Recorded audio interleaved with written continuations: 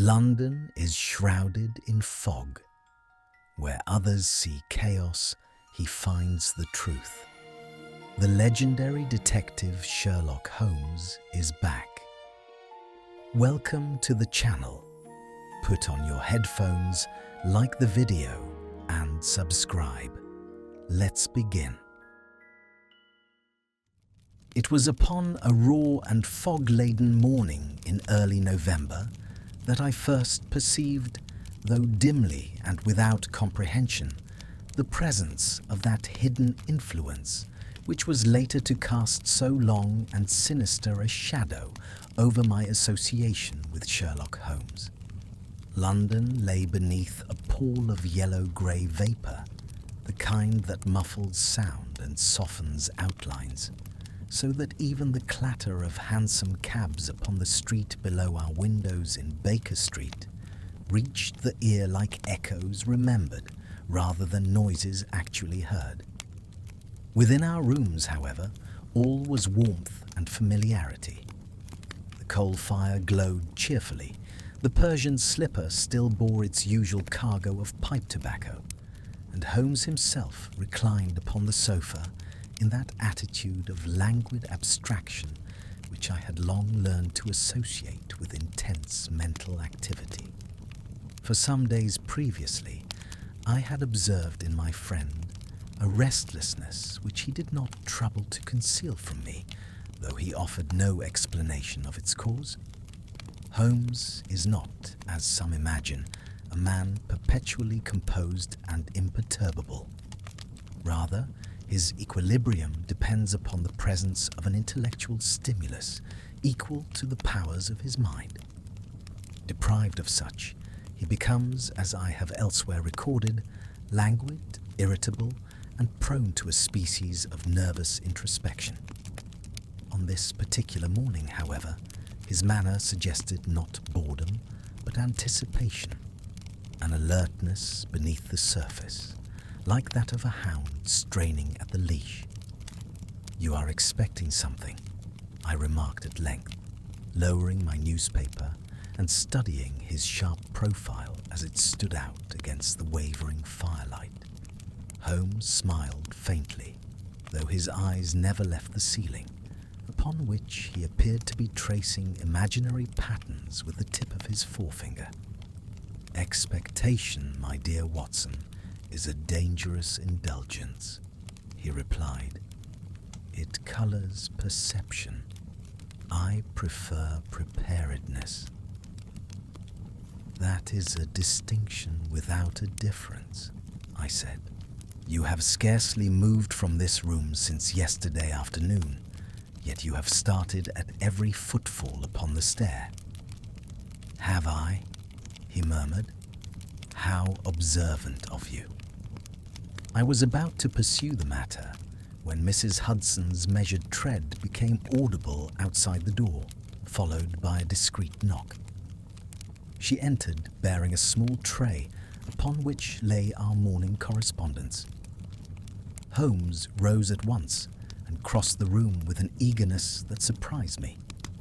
He selected one envelope from the pile before even glancing at the others, a plain cream-colored affair, unmarked by crest or monogram, and addressed in a hand that was precise to the point of severity. "Well?" I asked, for his sudden stillness struck me as ominous. Holmes did not reply immediately. He held the letter between finger and thumb, turning it slightly so that the light fell upon the paper's surface. "Watson," he said at last, "how many times have you seen me hesitate?" "Very rarely," I answered truthfully. "Then mark this occasion." He slit the envelope with a paper knife and withdrew a single sheet. As he read, his expression did not change, yet I observed, with a curiosity sharpened by long habit, that his breathing slowed, and that a certain rigidity entered his posture, as though every muscle had been brought under conscious control. When he had finished, he folded the paper neatly and placed it upon the mantelpiece, face down. "Is it a case?" I asked. yes and no. That cryptic reply would ordinarily have drawn from me a protest, but something in his tone restrained me. Instead, I rose and took the letter from the mantel, fully expecting Holmes to forbid me. He did not. The contents were brief to the point of austerity. You will shortly be consulted upon a matter which appears trivial. It is not. You will dismiss certain possibilities too quickly. Do not do so. The danger is nearer than you suppose, and you are less prepared than you believe. There was no signature. I read it twice before looking up. An anonymous warning, I said. Hardly unprecedented. True, Holmes replied, but note what it omits. There is no demand, I observed. No threat, no request. Precisely. It is not an attempt to coerce or frighten me. It is an attempt to correct me. That seems a curious goal for a criminal correspondent. Does it? Holmes asked quietly. Consider the tone. It assumes familiarity with my habits, my methods, even my errors. Most men who write to me seek to impress, to bargain, or to mislead. This one seeks to instruct. I confess that a chill ran through me, though I could not at that moment have articulated its cause. The letter, innocuous enough in appearance, seemed suddenly to possess a weight disproportionate to its few lines. Do you suppose it genuine? I asked. I have no doubt of it. On what grounds? Holmes crossed to the window and peered down into the fog-bound street. On the grounds that it has already succeeded. In what way? It has made me cautious, he said. And that, Watson, is not my usual state. Before I could press him further, a commotion arose below. A carriage drawing up sharply, followed by hurried footsteps upon the stair. Holmes turned, his eyes alight. There, he said softly. Preparedness rewarded. Moments later, our visitor was announced.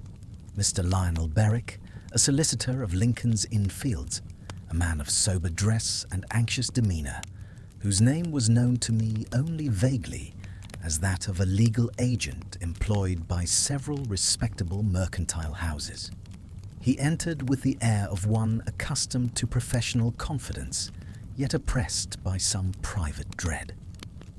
I trust I do not intrude, he began, glancing nervously over his shoulder as Mrs. Hudson withdrew. Not at all, Holmes replied, indicating a chair. You are punctual to the minute, Mr. Berwick.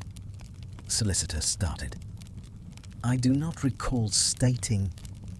You did not, Holmes interrupted. But your letter was posted yesterday at precisely 4:20 in the afternoon, and the urgency of its phrasing suggested that you would come at the earliest opportunity. Given your offices, that would be this morning, and given your temperament...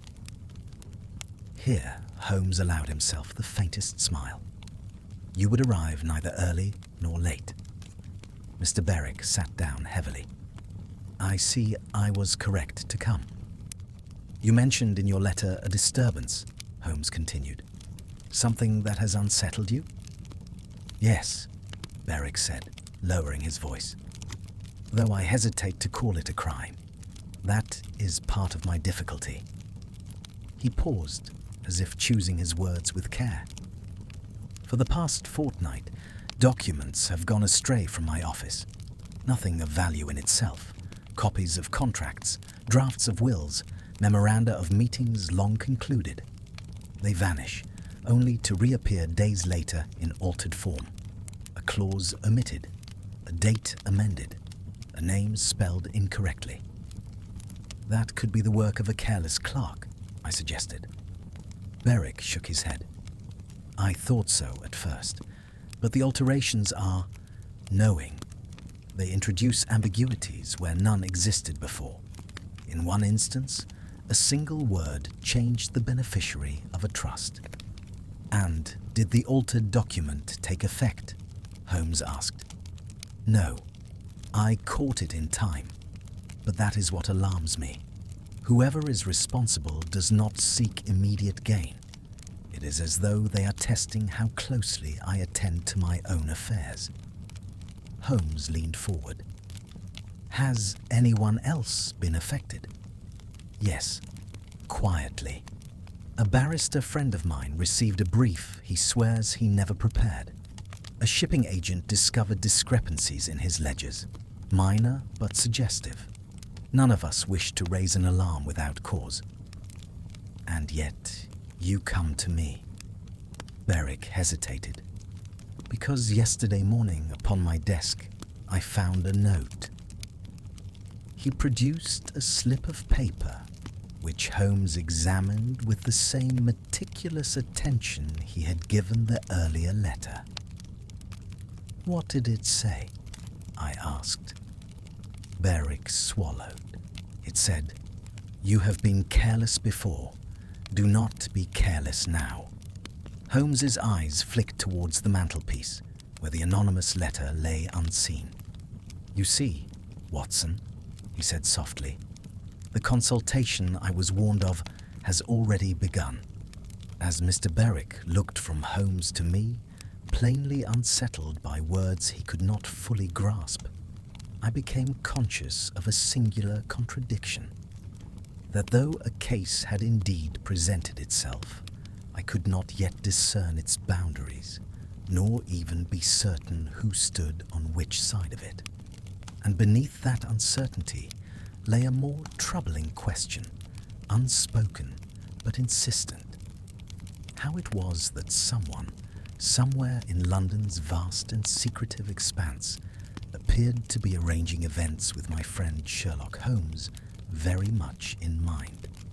The departure of Mr. Lionel Berwick left behind it a silence of unusual density, as though the very air within our rooms had been thickened by his disclosures.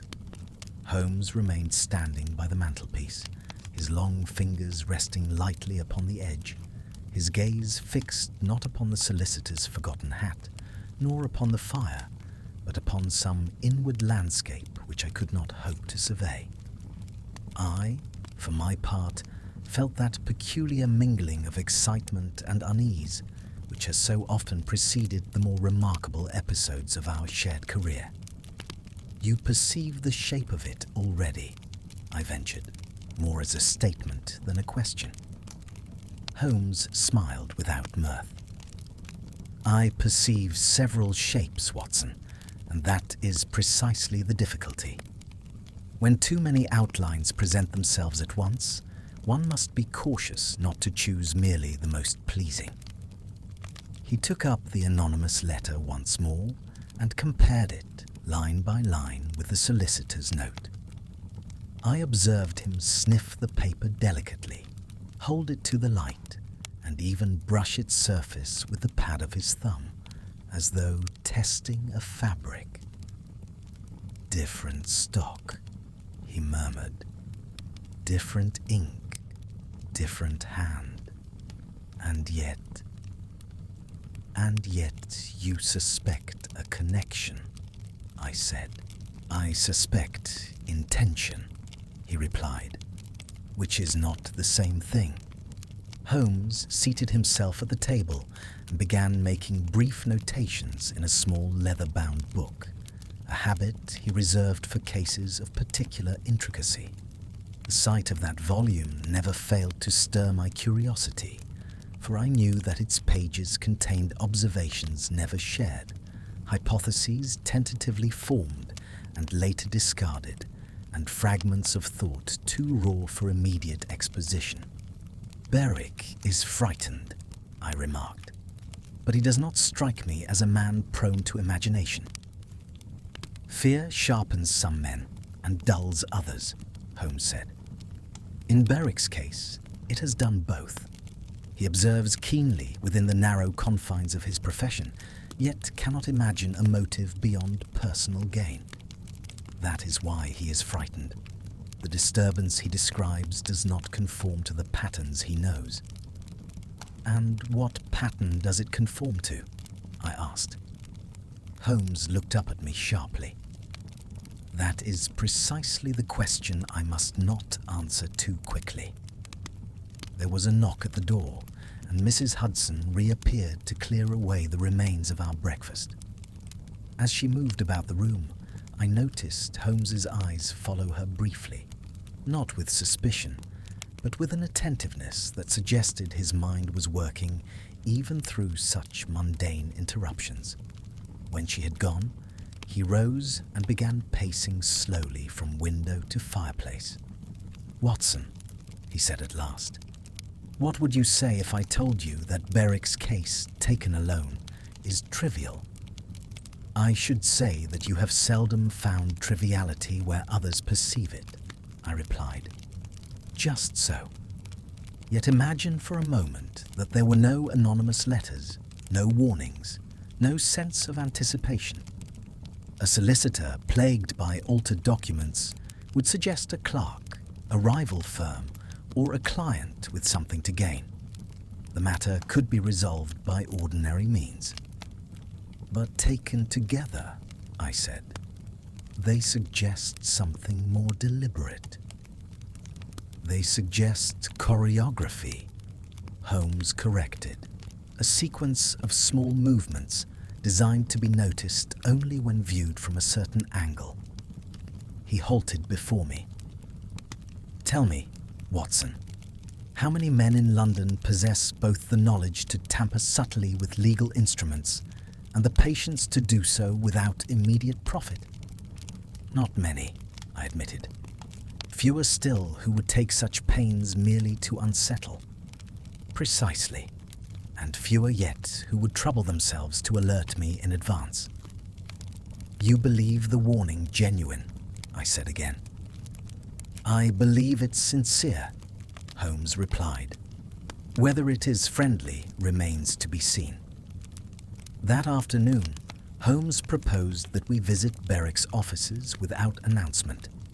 The fog had lifted somewhat, though the streets retained a damp chill, and the pavements gleamed like polished slate beneath the hooves of passing horses. As we made our way eastward, Holmes maintained a silence that I knew better than to interrupt. His eyes were everywhere, upon the boots of pedestrians, the windows of shops, the notices pasted upon walls. More than once he paused to read a handbill or examine a discarded scrap of paper, though he offered no comment. Berwick's chambers were situated in a sober brick building, set back from the street by a narrow courtyard.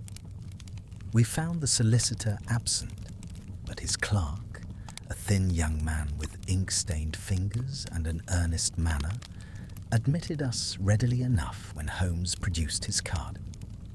"You have had trouble here," Holmes said, almost casually, as the clerk led us through a warren of book-lined rooms. The young man flushed. "Mr. Berwick has spoken to you, then?" "He has," Holmes said. "Show me where the documents are kept." The clerk hesitated, then unlocked a heavy cabinet. Holmes examined its contents with care, selecting several folders at random and leafing through them page by page. I could see nothing amiss, yet Holmes's brow furrowed as he compared one document with another. "Tell me," he said to the clerk, "do you ever work late?" "Sometimes, sir," the young man replied, "when deadlines press." "And are you ever alone?" "Yes." Holmes nodded. "Do you lock the door?" "Always." "And the windows?" The clerk looked puzzled. "They are high, sir, and barred." Holmes smiled thinly. "Security is often strongest where it is least tested." He dismissed the clerk and turned to me. "Observe, Watson. Nothing has been taken. Everything has been returned. The alterations are precise, not haphazard. This is not theft, nor even sabotage in the usual sense." "Then what is it?" I asked. "A demonstration," he said, "of access, of capability, and perhaps of restraint." We spent the next hour examining the premises. Holmes noted the position of the desks, the wear upon the floorboards, the slight discoloration of the window frames. At one point, he paused before a shelf of legal treatises and removed a volume, revealing behind it a faint smear upon the wall. "Lamp oil," he said quietly. "Recently handled." "You think someone was here after hours?" I said. "I think someone wished it to be known that they could be," he replied. As we prepared to leave, Holmes stopped abruptly. "Watson," he said, "do you hear that?" I listened, but could detect nothing beyond the distant murmur of the street. "Exactly," Holmes said. "Too quiet." He moved to the window and peered down into the courtyard. A man stood there, his back to us, apparently engrossed in the perusal of a notice posted upon the gate. As Holmes watched, the man turned slightly, just enough for me to glimpse a profile, sharp-nosed, clean-shaven, unremarkable. In an instant, Holmes was at the door and down the stairs. I followed as quickly as I could, but by the time we reached the courtyard, it was empty. "Did you recognize him?" I asked, breathless. "No," Holmes said, "and that, Watson, is what troubles me most." As we stepped back into the street, I could not shake the sensation that we were no longer merely investigating a mystery, but participating in a contest whose rules were known only to our unseen opponent. And as Holmes hailed a cab, his expression grave and intent, I found myself wondering, not for the first time, whether the adversary who had begun to reveal himself possessed not only foresight and subtlety, but an understanding of Holmes himself that went far beyond the ordinary criminal mind. The events of that afternoon lingered in my thoughts with an insistence that no amount of rational reassurance could dispel. There is a particular unease, familiar perhaps to soldiers and physicians, which arises not from overt danger, but from the sense that danger is being measured, weighed, and deferred by an unseen hand. I perceived that unease now with uncommon clarity. Holmes, for his part, appeared outwardly calm as our cab bore us back through the congested arteries of London. Yet I could read in the set of his jaw and the distant focus of his eyes that his mind was engaged in a labor of unusual intensity. "You are thinking of the man in the courtyard," I said at last. "I am thinking of many men," Holmes replied. "But yes, he is among them." "His appearance struck me as ordinary," I continued. "Almost deliberately so." Holmes inclined his head. "An excellent observation. The truly dangerous man seldom advertises himself." When we returned to Baker Street, dusk had already begun its encroachment, and the lamps along the road cast wavering halos through the mist. Holmes dismissed the cab and lingered for a moment upon the pavement, scanning the street with a practiced eye. "Do you expect to be followed?" I asked. "I always consider the possibility," he said. "But expectation must never harden into assumption." Within our rooms, Holmes removed his coat and hung it with meticulous care, then seated himself at the table without lighting the lamp. The fading daylight was sufficient for his purposes, and I sensed that he preferred it so. "Watson," he said suddenly, "tell me candidly, have you ever thought me predictable?" The question surprised me. Predictable? No. If anything, your methods are remarkable for their originality. Holmes smiled faintly. Originality is often mistaken for unpredictability. In truth, every man who thinks methodically develops habits, intellectual grooves, if you will. The danger lies not in having such habits, but in forgetting that others may observe them. You believe someone has observed yours, I said. I believe someone has studied them, Holmes replied, which is a far more troubling proposition. He rose and retrieved his violin, drawing the bow experimentally across the strings. The sound was low and contemplative, more a vibration than a melody. Consider the warning letter, he continued.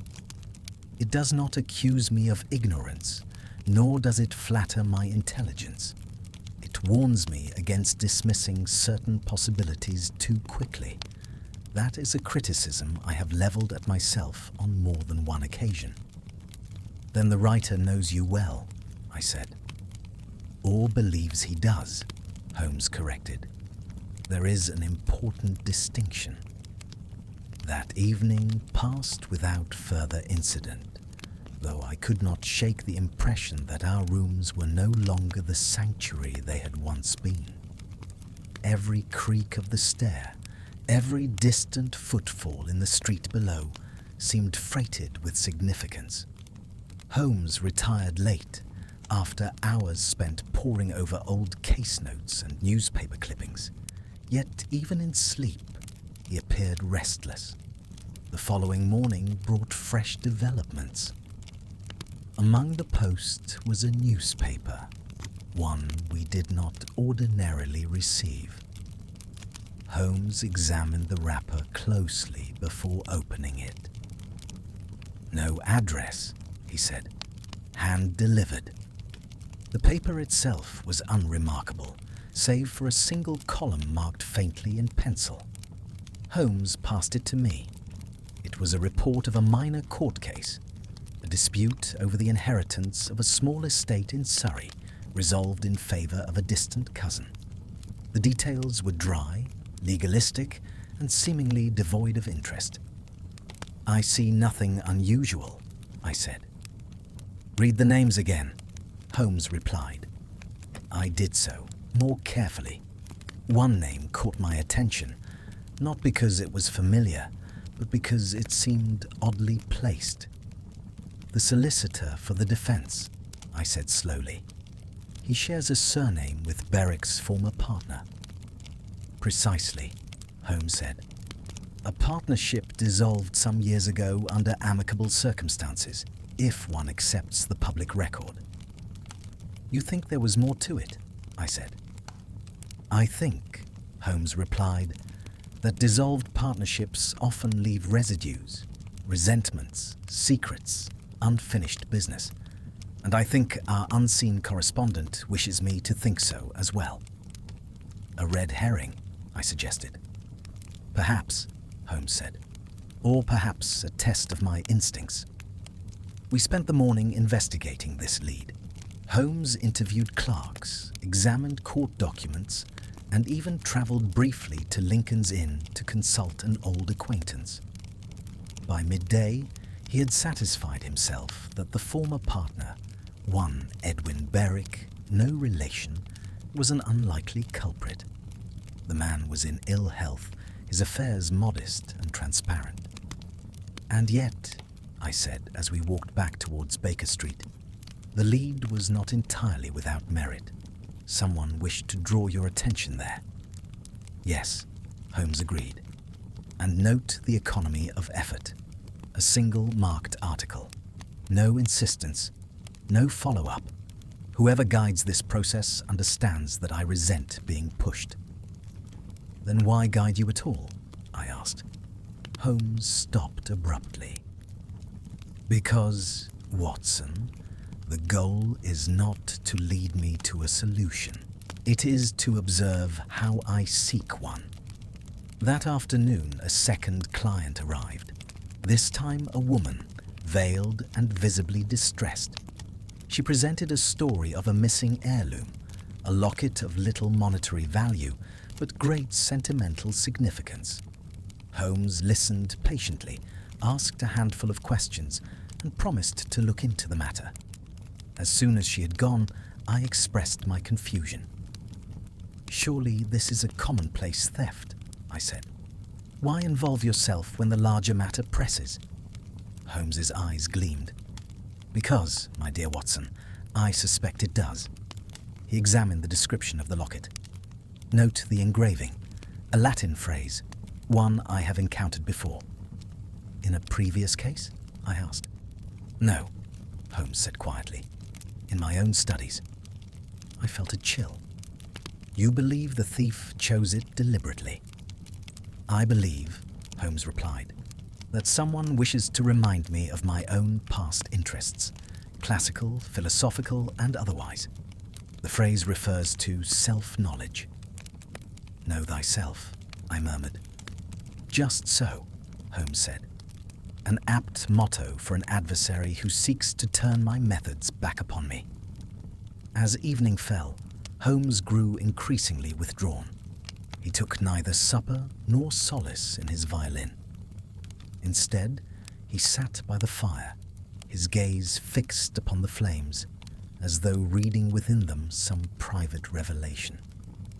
Watson, he said at last, have you ever considered that the greatest threat to a detective is not ignorance, but familiarity? I am not sure I follow, I said. When one becomes too well known, Holmes continued, one's strengths become predictable and one's weaknesses inevitable. He looked at me then, and for the first time since the case had begun, I saw not merely concentration in his eyes, but something like apprehension. We are not dealing, he said, with a criminal who wishes to defeat me. We are dealing with one who wishes to understand me. And that, Watson, is far more dangerous. As the fire burned low and the shadows lengthened, I could not escape the unsettling realization that the mystery had begun to shift its center, not outward, towards some hidden malefactor, but inward, towards the very mind of the man I had long believed I knew better than any other. And I found myself asking, with a growing sense of disquiet, whether there were depths to Sherlock Holmes's past and to his adversary's knowledge that even I had never plumbed. The days that followed assumed a curious character, at once active and suspended, as though we were advancing through a landscape whose features shifted subtly whenever we believed we had fixed their contours. Holmes pursued his inquiries with an energy that never slackened, yet he did so along lines so oblique that I often found myself uncertain as to his immediate objective. I had long been accustomed to his habit of withholding conclusions until the proper moment. But now there was something more at work, a guardedness that extended even to the framing of his questions. On the morning after the affair of the marked newspaper, Holmes requested that I fetch from our shelves several volumes of my own published accounts. He arranged them upon the table with great care, opening each at random and scanning the pages with an intensity that surprised me. You are revisiting our old adventures, I observed. I am revisiting your versions of them, Holmes corrected, an important distinction. You suspect the enemy has read them, I said. Holmes raised an eyebrow. Suspect? My dear Watson, your writings are widely available. Any criminal with the patience to study them would acquire not only an outline of my methods, but a catalogue of my intellectual preferences. That seems unavoidable, I said. You cannot be expected to abandon your principles simply because they are known. No, Holmes replied. But one must be alert to the danger of becoming one's own caricature. He paused at a particular passage and tapped the page thoughtfully. Here, you describe my tendency to focus first upon anomalies of detail, mud on a boot, ash upon a sleeve, before considering motive. A useful habit, but one that can be exploited. How so? I asked. By presenting anomalies that are genuine but irrelevant, Holmes said. red herrings crafted with precision. As if summoned by his words, the bell rang, and Mrs. Hudson ushered in a man whose appearance was as striking as his manner was agitated. He was tall and spare, with a scholar's stoop and eyes that darted nervously about the room. "My name is Julian Hargreaves," he said. "I lecture in moral philosophy at King's College. I was advised to seek your counsel." Holmes gestured for him to sit. "On what matter?" Hargreaves hesitated. "I fear I am being manipulated."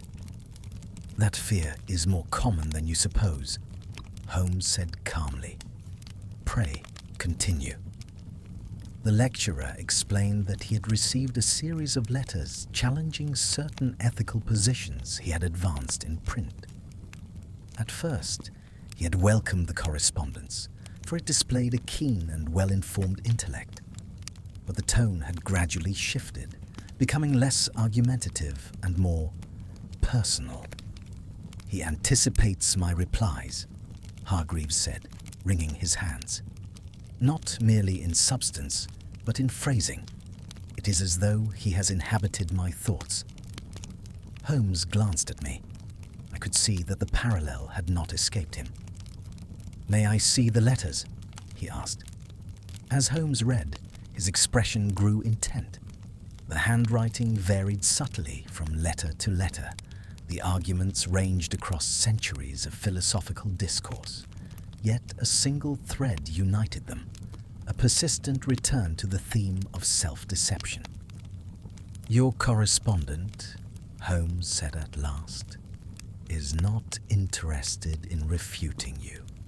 He is interested in revealing you to yourself." Hargreaves looked aghast. "What does that mean?"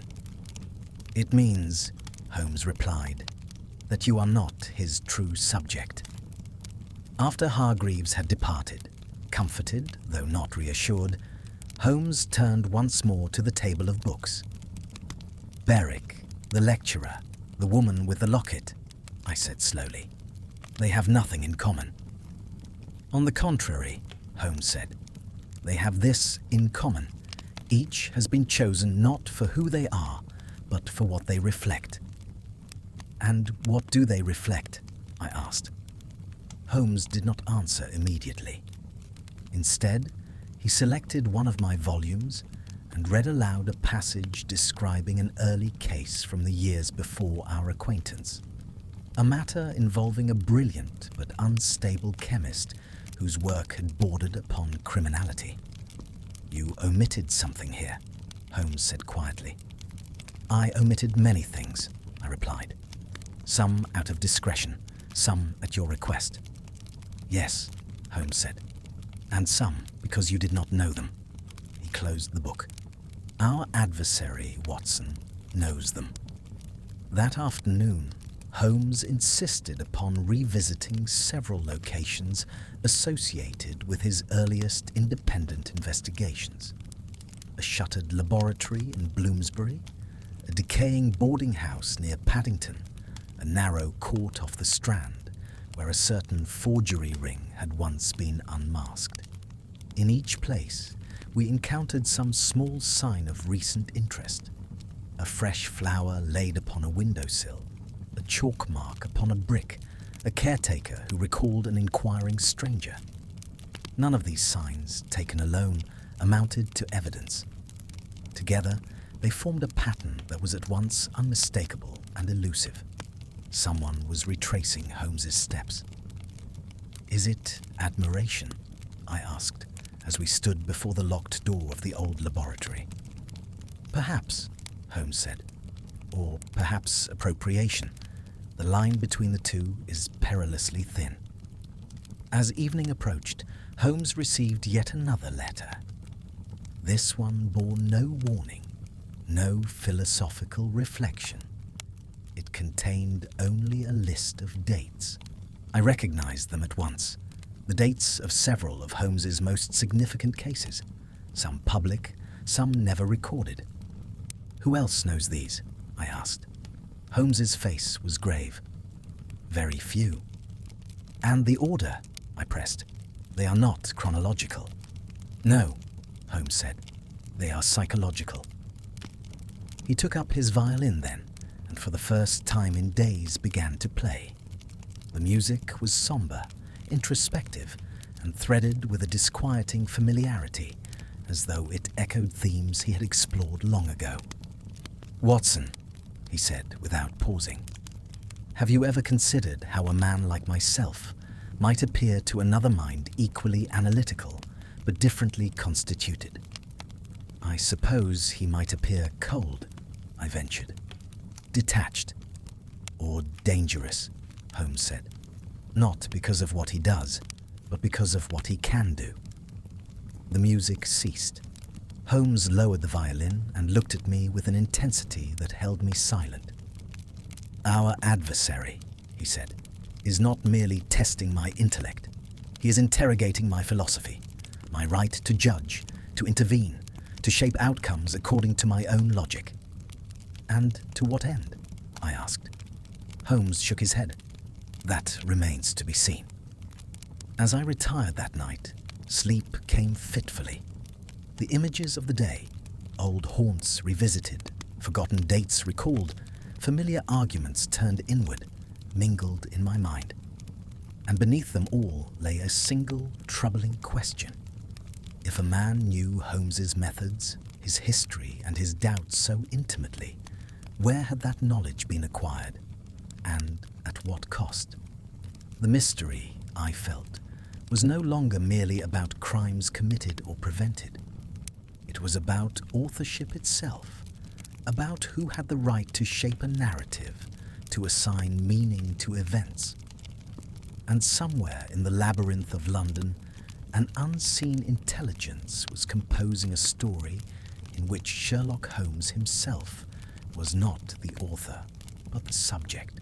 I awoke on the following morning with the uneasy conviction that the very rhythm of our days had been altered, as though some subtle force were imposing its own cadence upon events that had once unfolded according to more familiar laws. Holmes was already up when I descended to the sitting room, seated at the table with a map of London spread before him. Pins of various colours marked certain districts, while faint pencil lines connected them in a pattern whose meaning I could not immediately discern. "You slept badly," he observed without looking up. "So did you," I replied. Holmes smiled faintly. "Then we are even." He gestured for me to join him. "Observe these points, Watson. Bloomsbury, Lincoln's Inn, Paddington, Surrey, King's College, Baker Street itself, seemingly disparate, yet all linked by a single criterion." "Your past," I said. "Not merely my past," Holmes corrected. "My formation. Each location corresponds to a period in which my methods were shaped, refined, or challenged." "You believe the enemy has selected them deliberately," I said. "I believe," Holmes replied, "that he is mapping me." The words sent a chill through me.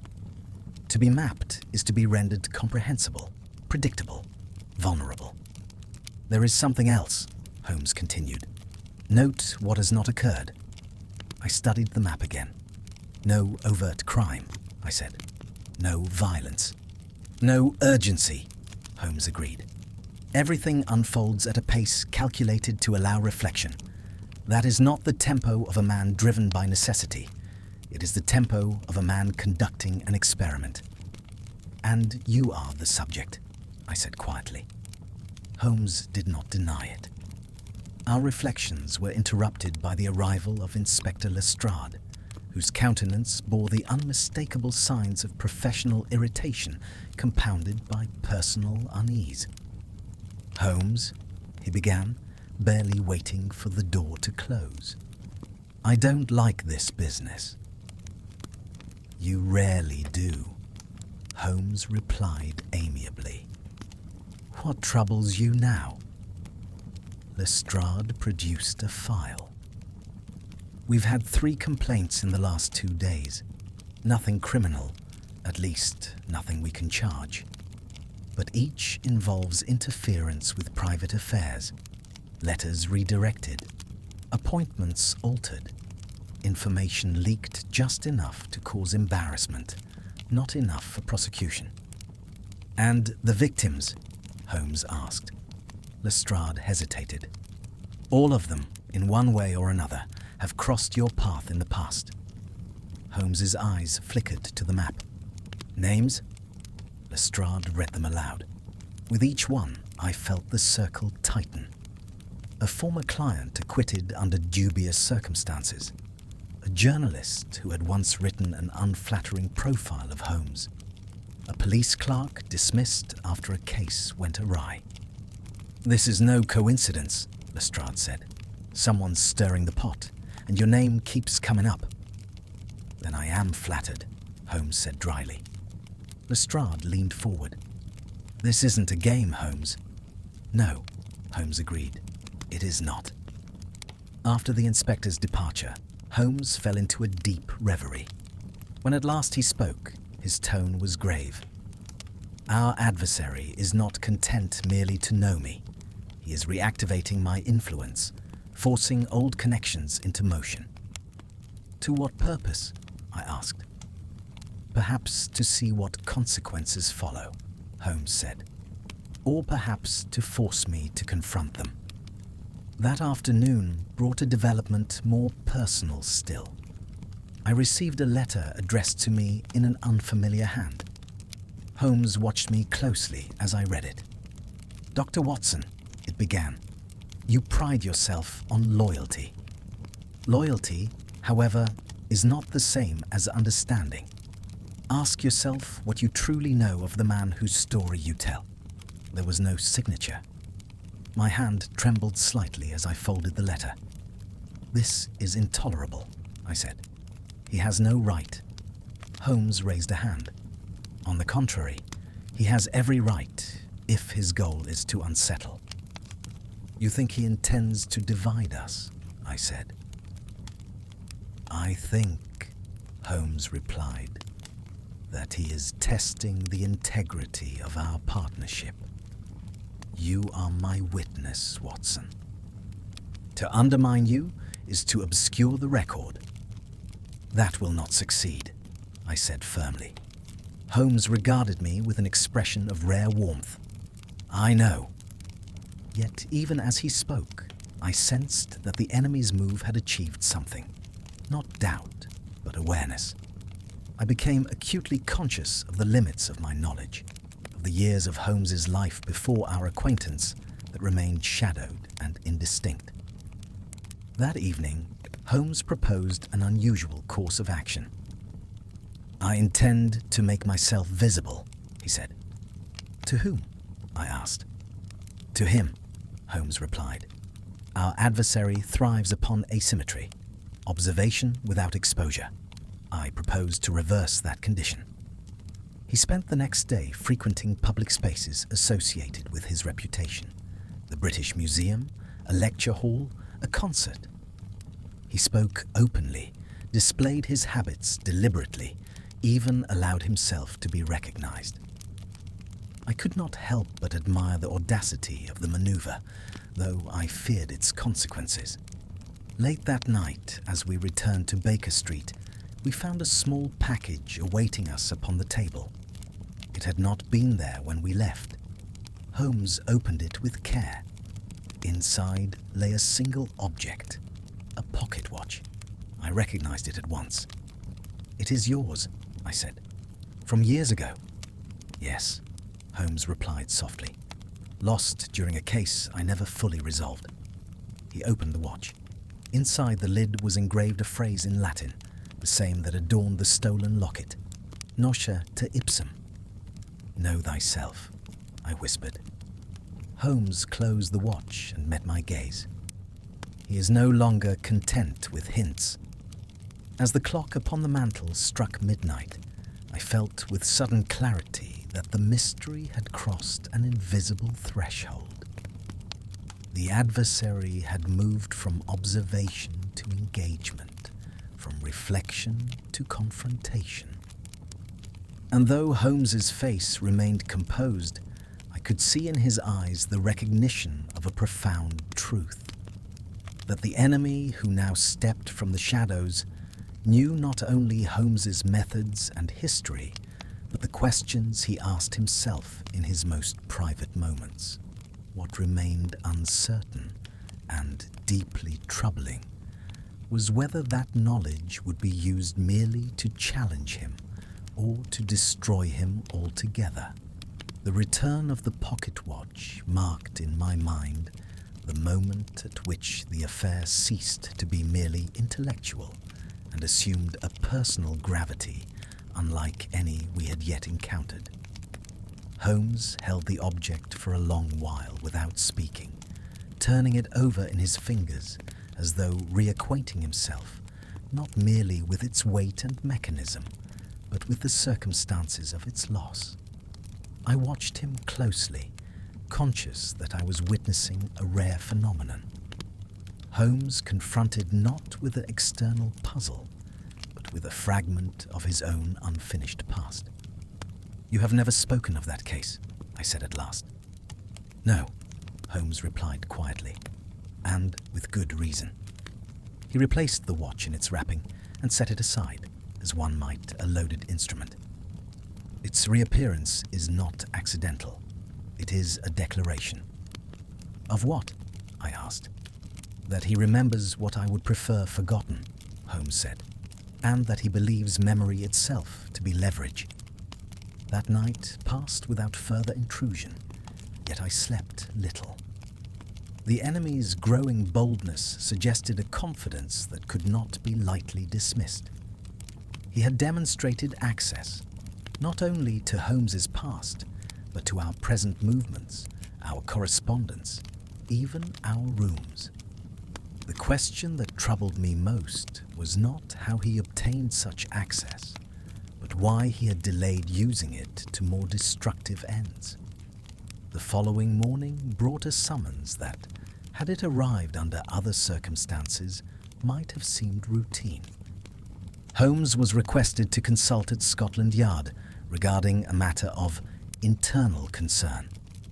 Lestrade's hand was unmistakable upon the note, though its wording was unusually guarded. "Internal concern," Holmes mused. "How very diplomatic." At the Yard, we were ushered not into Lestrade's familiar office, but into a smaller room adjoining it, sparsely furnished and poorly lit. Inspector Lestrade himself appeared harried, and his greeting lacked its customary brusque good humor. "This is unofficial," he began at once, "and it stays between us." Holmes inclined his head. "You know my discretion." Lestrade produced a dossier. "We've identified a pattern. Someone's been accessing old case files. Yours, mostly. Not the public ones, the sealed ones." I felt my breath catch. "That should be impossible," I said. "Those records are kept under lock and key," Lestrade finished. "Or so we believed." Holmes leafed through the dossier with swift precision. "When did this begin?" "Months ago," Lestrade admitted. "At first we thought it a clerical matter. Then we noticed the selection. Not random, curated." "And the access point?" Holmes asked. Lestrade hesitated. "We can't find one. No forced entries. No missing keys. It's as if the files wanted to be read." Holmes closed the dossier. "Tell me, Lestrade, how many men at the Yard possess both the clearance and the inclination to study my past work so thoroughly?" Lestrade's expression darkened. "That's just it. The men who could do it wouldn't, and the men who might couldn't."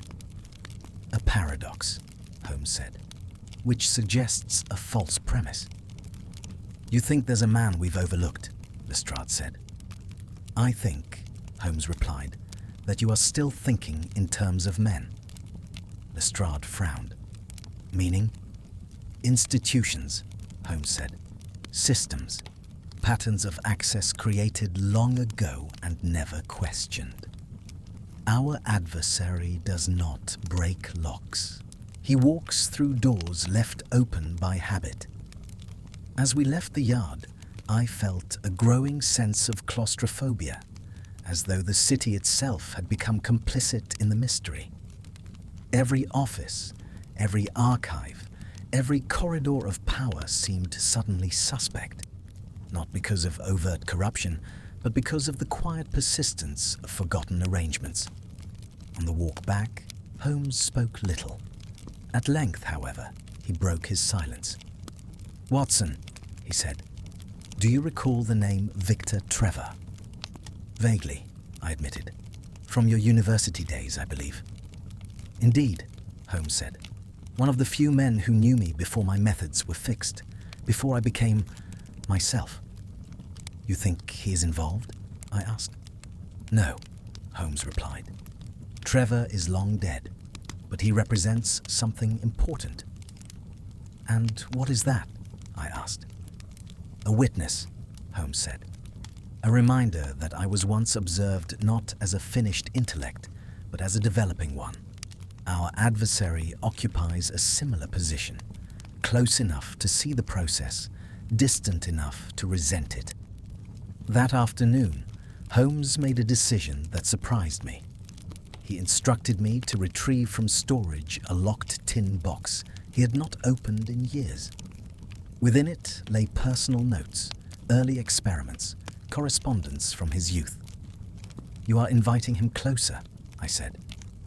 "I am narrowing the field," Holmes replied. "If he wishes to know me, he must confront what I choose to reveal." Among the papers was a journal written in a hand less disciplined than Holmes's present script. He opened it at random and read silently for several minutes. "This," he said at last, "is where the danger lies." "In what way?" I asked. "These pages record not only my successes," Holmes said, "but my errors, moments where my certainty led me astray. If our adversary knows these, he knows how to provoke them." As if to underscore his words, the bell rang. Mrs. Hudson appeared, pale and agitated. "There's a gentleman to see you," she said. "He says you will wish to hear what he has to say." He would not give his name. Holmes's eyes met mine. "Show him in." The visitor who entered was neither imposing nor remarkable. He was of middle height, plainly dressed, with an expression of earnest concern. He introduced himself as Mr. Adrian Fox, a clerk formerly employed at the yard. "I fear I may have done something foolish," he began. "I was approached, months ago, by a man who claimed to be compiling a private history of modern detection. He asked questions, harmless ones, I thought." "And you answered them," Holmes said. "Yes," Fox admitted. "At first. Then the questions became more specific. He knew details I had not disclosed. I began to suspect." Holmes raised a hand. "Describe him." Fox hesitated. "That is the difficulty. He seemed different each time. His manner changed, sometimes genial, sometimes severe, but always attentive." "Did he ever name himself?" I asked. "No," Fox said. "But he spoke of you often, Mr. Holmes, not with admiration, with intimacy." Holmes dismissed the man gently, assuring him that no blame attached to his actions. When we were alone once more, Holmes sank into his chair, his expression unreadable. "He is assembling himself from fragments," I said. "Yes," Holmes replied. "From the yard, from my past, from your writings. He is constructing a version of me, and by extension, of himself." "And what does he intend to do with it?" I asked. Holmes looked up slowly. "That," he said, "is the question upon which everything turns." As night fell once more upon Baker Street, I became acutely aware that the enemy had at last assumed a discernible shape. Not a face, but a method. He was no longer merely observing Holmes. He was inhabiting him, testing the boundaries between imitation and identity.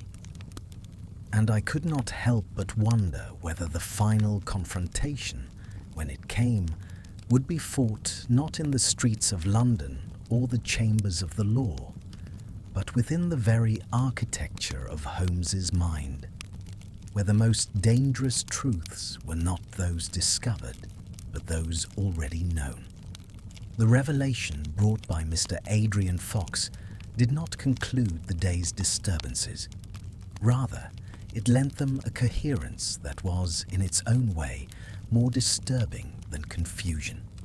For the first time, I perceived the outline of an intelligence not merely parasitic upon Holmes's reputation, but methodically reconstructing the very process by which that reputation had been forged. The enemy was not content to know what Holmes had done. He sought to understand how Holmes became what he was. Holmes himself appeared unusually subdued in the hours that followed.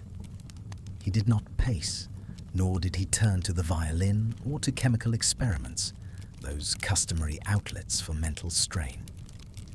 Instead, he sat by the window, gazing down into the slow-moving river of fog and humanity that flowed along Baker Street. I could not recall another occasion on which he had so deliberately surrendered the initiative. "You are allowing him time," I observed at last. Holmes did not turn. "I am allowing myself time." "That seems dangerous," I said. "He has shown no reluctance to act." "On the contrary," Holmes replied, "he has shown remarkable restraint. That is precisely why haste would be unwise." He rose then and began to speak with a measured deliberation that told me he had reached some internal resolution. "Our adversary has invested considerable effort in assembling a portrait of me," he said. "But portraits, Watson, are always selective. They reveal as much about the artist as the subject." "You think he has exposed himself in the process?" I said. "I think," Holmes replied, "that he has revealed a vulnerability." "And what might that be?" "Dependence," Holmes said. "He relies upon existing records, my cases, my habits, your narratives, institutional memory. He has not yet demonstrated originality." "That is a comfort," I said. "Only if one assumes originality is required for danger," Holmes replied. "In this case, imitation itself may be lethal." That night, Holmes surprised me by proposing an experiment of a most unusual nature. "I intend to act incorrectly," he said. I stared at him. "Deliberately?" "Yes." "You will forgive me if I question the wisdom of that," I said. Holmes smiled faintly. "Our adversary anticipates my correct deductions. If I present him with an error, one that appears genuine, it may provoke a response." "And if the response is dangerous?" I asked. "Then we shall have learned something essential," Holmes said. "The opportunity arose sooner than either of us expected.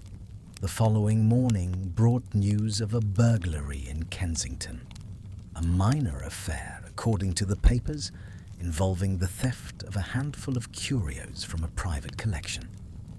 Holmes read the report with exaggerated interest and announced his intention to investigate. "This is beneath your notice," I protested. "Surely you see that." "Precisely," Holmes said. "And so does our adversary." At the scene, Holmes conducted himself in a manner subtly but unmistakably at odds with his usual practice.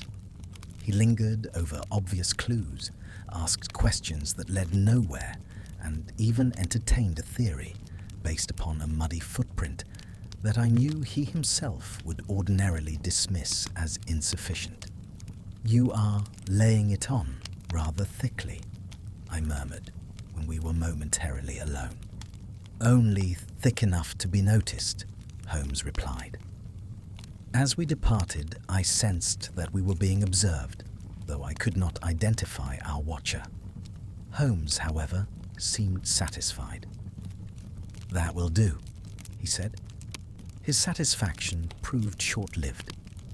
That evening, we received a message, not a letter, but a spoken one, delivered by a cabman who claimed to have been paid handsomely to memorize and repeat it. He said, the cabman recited, "Error does not become you. You are most convincing when you are yourself." The man departed, leaving behind a silence that was heavy with implication. "He saw through it," I said. "Yes," Holmes replied, "instantly." "And that troubles you," I said. "It confirms my suspicion," Holmes said. "He is not merely studying my conclusions. He is studying my tone." The next days unfolded with mounting tension. Small incidents multiplied. Appointments missed, letters misdirected, acquaintances behaving oddly upon encountering Holmes, as though primed with expectations that had not originated with him. It was as if an invisible intermediary had begun to speak on Holmes's behalf, shaping perceptions in advance. One afternoon, Holmes was accosted in the street by a former client, a man who accused him, loudly and publicly, of arrogance and manipulation. "You treated me like a specimen," the man cried. "You never cared about the consequences." Holmes bore the tirade in silence. Only later did he speak of it. "That man's grievances are real," he said, "but the timing is not. Someone reminded him." "Reminded him of what?" I asked. "Of the story he tells himself," Holmes replied. "Our adversary is adept at activating narratives already present." It became increasingly clear to me that the enemy's strategy was psychological rather than criminal in the conventional sense. He sought to isolate Holmes, not by physical separation, but by reframing the meaning of his actions in the minds of others. "He is eroding your authority," I said one evening. "Yes," Holmes replied, "and attempting to replace it." "With what?" I asked. "With his interpretation of me," Holmes said. The implications were profound. Holmes's power had always rested not merely upon intellect, but upon trust. Trust that his interventions, however unorthodox, served justice. If that trust were undermined, his effectiveness would be compromised without a single law being broken. That night, Holmes confided something he had never before shared. "There was a time," he said, "when I feared becoming precisely what our adversary now suggests. A man so convinced of his own reasoning that he ceased to question its moral foundation." "And did you overcome that fear?" I asked. "I learned to manage it," Holmes replied. "Largely through your influence, Watson, through the presence of a witness who cared not only for truth, but for its human cost." I was deeply moved, yet troubled. "He knows this," I said. "Yes," Holmes agreed, "which is why he has begun to address you." As if summoned by the words, a letter arrived that very night. It was addressed to both of us. "You see him as he wishes to be seen," it read. "I see him as he is when no one is watching." There was no signature. For a long time, neither of us spoke. At last, I broke his silence. "He is trying to set himself up as the truer observer," I said. "He is claiming epistemic authority," Holmes replied. "The right to define reality." "And you will not allow it," I said. Holmes's expression was grave. "I must first understand why he desires it." As the fire burned low and the city outside sank into uneasy slumber, I felt with growing certainty that we were approaching the heart of the mystery. not a hidden lair or a criminal conspiracy, but a philosophical conflict of the most dangerous kind. Our enemy did not seek to defeat Holmes by proving him wrong. He sought to replace him by proving himself more honest, more penetrating, more worthy of judgment.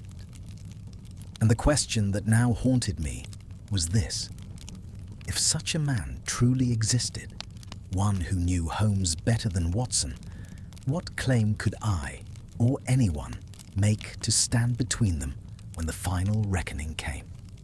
Days turned into weeks, each one thickening the mystery, each piece fitting into the puzzle with an eerie, deliberate precision that unnerved even Holmes. It became clear to both of us that the enemy had made his move, though not in the open and not by the traditional methods of villainy. He was not a man who would confront Holmes directly. Rather, he sought to undermine everything Holmes had built. There was no violent confrontation, no explosive crime, just subtle manipulations, insinuations, and a relentless twisting of the narrative. Holmes spent each day in a manner that had become routine to me, but I sensed a certain weariness that had not been there before.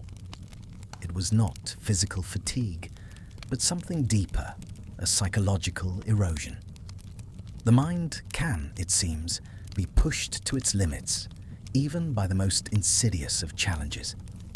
The enemy, as it turned out, was not merely challenging Holmes's intellect, but attacking his very identity.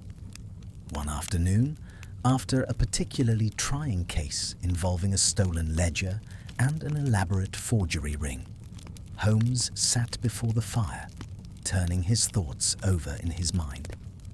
"Watson," he said without preamble, "do you ever wonder what would happen if I were to fail?" I looked up from the letter I was reading. "I have never seen you fail." "That is a source of some pride, I admit," Holmes replied, "but it is also a source of danger." "How so?" He paused, gazing into the fire as though it held the key to some distant truth. "Our adversary is not merely trying to prove me wrong. He is seeking to replace me, to show that his intellect is superior to mine, perhaps to force me into a position where I would have no choice but to acknowledge it." "I thought we had discussed this," I said. "This man, or whatever he is constructing a portrait of you." "Exactly," Holmes said, his voice low and deliberate. "But portraits, Watson, are made with brushes and pigments. They are static. Our enemy is not content with a static image. He seeks to become me." I frowned, not understanding. "Become you?" "Yes," Holmes replied. "He desires to become the Sherlock Holmes that the world believes in. Not a man, not even a mind, but an ideal. A perfect system of reasoning that can be trusted above all else." The realization struck me with the force of a blow. "You mean to say that he has come to believe that if he can be you, he can control how the world perceives him?" Holmes nodded. "Precisely. He is an intellectual chameleon, Watson. He does not simply seek to replicate my methods or my ideas. He seeks to erase the line between us, to make himself indistinguishable from me. And if he succeeds, if he convinces the world that he is Sherlock Holmes, then what becomes of me?" I could not answer immediately. The gravity of the situation was such that I needed time to process it. This was not a mere battle of wits. It was an existential struggle. Holmes's identity, so bound up in his genius, was under siege, and if this adversary could successfully impersonate him, everything Holmes had worked for would dissolve into uncertainty. "We have to find him," I said finally.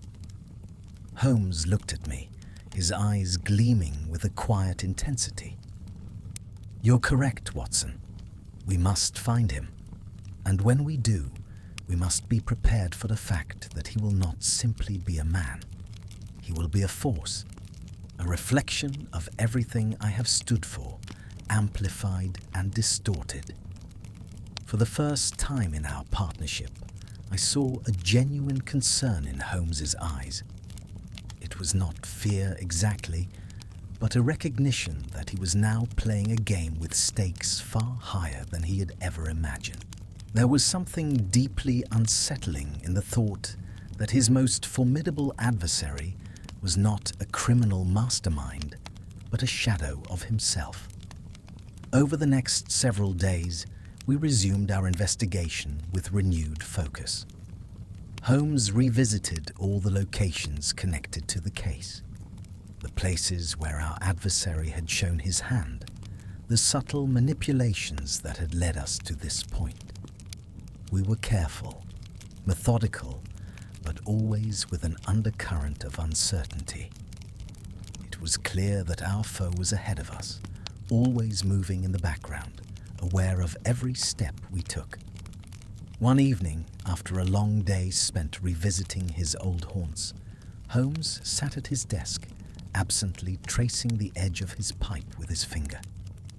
The look on his face was one I had seen many times before, when he was on the verge of something, yet could not quite grasp it. "You have found something," I said. "I have," Holmes replied, "but it is not what I expected." He turned a page in his notebook, revealing a set of connections that he had painstakingly mapped out over the last several days. It was a complex web, interwoven with names, places, and dates, but one pattern stood out. "It's the timing," Holmes said, his finger tracing the lines on the page. "Our adversary has been mimicking my movements, yes, but not just in a mechanical sense. He's moving in response to a specific set of cases where I was most vulnerable." "Vulnerable?" I asked. Holmes nodded. "Cases where my conclusions were in doubt, where I questioned myself. There was the matter of the chemical theft from the university lab, the case of the missing heirloom that turned out to be a smokescreen. Those were the moments when I had doubts about my own reasoning, when I feared I might be wrong. Those are the moments he has chosen to infiltrate." "But why?" I asked. "Why choose those specific instances?" "Because they are the cracks in the armor," Holmes said. "He knows where I have questioned myself, and he uses those moments to plant the seeds of doubt. It's a slow process, Watson. Subtle. But if he can wear away my confidence, he can gradually replace me. He can become the better version of Sherlock Holmes, the one who does not make mistakes, the one who is always right. Like a shadow," I said softly. "A shadow that seeks to grow stronger than the object it reflects," Holmes agreed. "It is not merely a matter of imitating my methods. He is trying to become me, but without the flaws, without the doubts. He is trying to be the Sherlock Holmes the world wants, not the man I am." I sat back, my mind racing with the implications. Our adversary had learned not only how to mimic Holmes's intellect, but also how to manipulate the very foundation upon which that intellect was built. Holmes's own doubts, his humanity. If he succeeded in replacing Holmes, what would be left? For a moment, silence enveloped us. Holmes's mind was clearly working at full speed, his thoughts stretching out like the tendrils of a web, attempting to ensnare something we had yet to identify. "It's about perception," Holmes said suddenly, as if the idea had just fully formed. "Our adversary is not merely controlling events. He is controlling how others perceive those events. He is directing the narrative. And, in the end, that is how he will replace me." I understood at once. It was not enough for him to match Holmes's reasoning, to replicate his methods. The enemy wanted to be seen as Holmes, by the world, by those who had witnessed Holmes's work, and by those who would come to know him only through the lens of public perception. He was working behind the scenes to create the illusion that he was the true Sherlock Holmes. And he was doing so by manipulating the very narrative that Holmes had created over the years. But how could we stop someone who was so deeply embedded in the fabric of Holmes's own identity? And how could we fight an enemy who was always one step ahead, always controlling the story?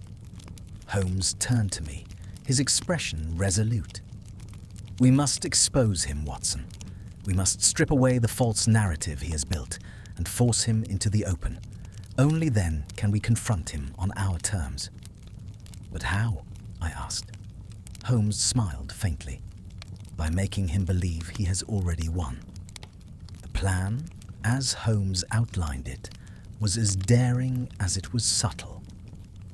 We would allow our adversary to believe that he had succeeded in replacing Holmes. We would let him operate under the assumption that he had captured the world's perception and that Holmes was no longer relevant. Then, when the moment was right, we would strike, turning the tables and revealing not only the true nature of our enemy, but also the cost of his deception. But this would require Holmes to walk a fine line, to play a dangerous game of illusion and deception. The question, as always, was whether the plan would work, or whether we would find ourselves outmaneuvered once again by an adversary who had proven more than capable of seeing through our every move. As the hours ticked on, I could not help but feel the weight of the situation pressing upon me. The enemy was not merely an intellectual rival. He was a mirror turned inward, a shadow that threatened to engulf the very light that made Holmes who he was. And in that moment, I realized that the battle we were about to wage would not be one of logic or intellect alone. It would be a battle for identity itself. Holmes's declaration that we must allow our adversary to believe himself victorious struck me at first as an act of reckless bravado. Yet, as he elaborated his design in the days that followed, I came to understand that it was neither bravado nor desperation, but a calculated appeal to the very weakness he had identified in the enemy's method, the hunger for confirmation, to be acknowledged, even indirectly, as superior to Sherlock Holmes. That was the prize our unseen opponent coveted. And Holmes, with an audacity that left me breathless, proposed to dangle that prize within reach. The first stage of the plan required Holmes to alter his public behavior in a manner so subtle that it would appear organic rather than theatrical. He accepted fewer cases, declined invitations he would once have welcomed, and allowed rumors of fatigue and distraction to circulate unchallenged. In one instance, he arrived late to a consultation and offered an explanation so perfunctory that it provoked comment among those accustomed to his exactitude. "You are damaging your reputation," I said one evening as he returned from a fruitless interview. "I am lending it credibility," Holmes replied. "Genius, Watson, is expected to falter eventually. To resist that expectation too strenuously invites suspicion." Simultaneously, strange echoes began to surface throughout London. A problem of theft in Clerkenwell was solved with remarkable swiftness by an anonymous informant whose deductions, reported second-hand, bore an uncanny resemblance to Holmes's own. A fraudulent scheme involving forged shares collapsed after a letter, unsigned but devastatingly precise, was delivered to the proper authorities. In each instance, Holmes's name was mentioned, not as the active agent, but as the standard against which the unknown intellect was measured. "As good as Holmes," I quoted from a newspaper notice. "Perhaps better." Holmes read the line with interest. "There," he said. "The comparison has begun." "You do not find it galling?" I asked. "On the contrary," Holmes replied. "I find it encouraging. He is revealing himself through imitation. The more he resembles me, the less he resembles himself, and the more traceable he becomes. Yet, for all Holmes's confidence, I could not rid myself of a growing unease. The city seemed to whisper with speculation, and I sensed that the narrative was slipping, inch by inch, from Holmes's grasp. Even Lestrade, usually so forthright, began to speak of him with a cautious reserve. "You're not losing your edge, are you, Holmes?"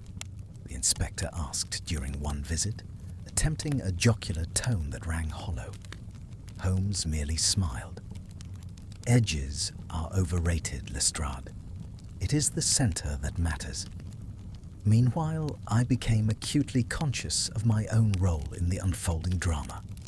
Letters addressed to me increased in frequency, some expressing concern for Holmes's health, others seeking confirmation of rumours. One, unsigned, was particularly unsettling. "You see now that the story does not require him," it read. "It requires only the method." I showed it to Holmes at once. "He is separating the man from the idea," I said. "Yes," Holmes replied, "and therein lies his fatal error." "What do you mean?" I asked. "The method," Holmes said, "is not a set of techniques. It is a discipline of doubt. Without doubt, it becomes dogma." To advance the deception further, Holmes resolved to commit what appeared to be a genuine misjudgment. He accepted a case involving a wealthy manufacturer accused of embezzlement and, after a brief inquiry, publicly declared the man innocent. The press seized upon the pronouncement eagerly. 2 days later, incontrovertible evidence emerged, proving the manufacturer's guilt. The reaction was immediate and unforgiving. Headlines questioned Holmes's infallibility. Editorials speculated upon his decline. I confess that even I felt a momentary pang of doubt until Holmes produced from his desk a complete analysis of the case, one that accounted for the evidence precisely as it had emerged. "You knew," I said, stunned. "You knew all along." "Of course," Holmes replied, "but so did our adversary." That evening, the long-anticipated response arrived. A letter, hand-delivered, addressed simply to Mr. Sherlock Holmes. "You are becoming careless," it read, "or perhaps you are finally becoming honest. Either way, the mask slips. Shall we dispense with it altogether? No signature, no address." Holmes's eyes shone with a fierce light. "He is impatient," he said. "The hunger grows." "What now?" I asked. "Now," Holmes replied, "we give him what he wants, an audience." He dictated a reply, which I transcribed with some trepidation. "You mistake candor for weakness, but if you wish to speak plainly, choose a place where plain speaking is possible." The note concluded with a location and a time: an abandoned lecture hall near the river, long disused, its windows boarded and its entrance concealed behind a maze of alleys. "You are walking into a trap," I said. "So is he," Holmes replied. "The difference is that he believes himself the architect." On the appointed night, London lay beneath a low, oppressive sky. The river moved sluggishly, reflecting the lamps in broken lines. We approached the lecture hall cautiously, Holmes leading the way with the air of a man who had already accepted the risks of his course. Inside, the space was cavernous and echoing. Rows of benches lay coated in dust, the lectern scarred by time and neglect. Holmes moved to the center of the room and waited. Minutes passed. Then footsteps sounded from the shadows. The man who emerged was unremarkable in appearance. Middle-aged, neatly dressed, his features composed in an expression of intellectual curiosity rather than hostility. He stopped several paces away and inclined his head slightly. "Mr. Holmes," he said, "at last." "You have the advantage of me," Holmes replied, "though I suspect you prefer it that way." The man smiled. "Names are distractions. You taught me that." "You flatter yourself," Holmes said calmly. "I taught many people many things. Few learned the right lessons." "Did they?" the man asked. "Or did they merely learn to admire you?" I felt a tightening in my chest. The tone of the exchange was not that of criminal and detective, but of rival scholars disputing a thesis. "You have done impressive work," Holmes continued, "but you have misunderstood the essence of it." The man's smile faded. "Have I?" "Yes," Holmes said. "You believe that by mastering my methods, you can supplant me, but methods without judgment are empty. And judgment without method is blind," the man countered swiftly. "You see, Mr. Holmes, I have not merely studied you, I have corrected you." At that, I could not remain silent. "By deceiving others? By manipulating trust?" The man turned to me. "By revealing the truth they were unwilling to see." "And who appointed you arbiter of that truth?" I demanded. He regarded me thoughtfully. "No one. That is the point." Holmes raised a hand, forestalling further exchange. "You wish to be acknowledged," he said. "Not as a criminal, but as an equal, or a successor." The man hesitated, just for a moment. It was enough. "You crave recognition," Holmes continued, "because without it, your identity dissolves. You exist only in relation to me." "That is not true," the man said sharply. "Is it not?"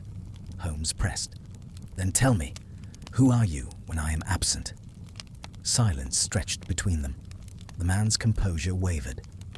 "I am," he said slowly, "the man who saw what you could become and refused to accept your limitations." "And what limitations are those?" Holmes asked.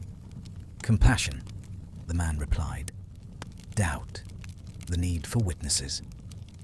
Holmes smiled sadly. "Those are not limitations. They are safeguards." At that moment, I sensed that the encounter had reached a turning point, though its outcome remained uncertain. The man before us was no longer merely an imitator or antagonist. He was a distorted reflection, driven by a philosophy as coherent as it was dangerous. As footsteps echoed once more outside the hall, whether from passers-by or something more deliberate, I could not tell. I realized that this confrontation, far from resolving the mystery, had deepened it immeasurably. For though the enemy had stepped into the light, his ultimate design remained obscured. And the most troubling question of all lingered in my mind. If Holmes's adversary truly believed himself superior, what proof would he now attempt to offer, and at what cost to demonstrate it? The silence that followed Holmes's final remark in the abandoned lecture hall was heavy enough to seem almost tangible. I was acutely aware of my own breathing, of the faint creak of the old benches as the wind found its way through the boarded windows, and of the man standing before us, so ordinary in aspect, yet charged with a dangerous intensity that set him apart from every adversary we had faced before. He did not flee, nor did he threaten. Instead, he regarded Holmes with the composed scrutiny of one intellect measuring another. "You misunderstand me," the man said at length. "I do not seek to replace you in the vulgar sense. I have no desire for public acclaim, no need for newspaper praise.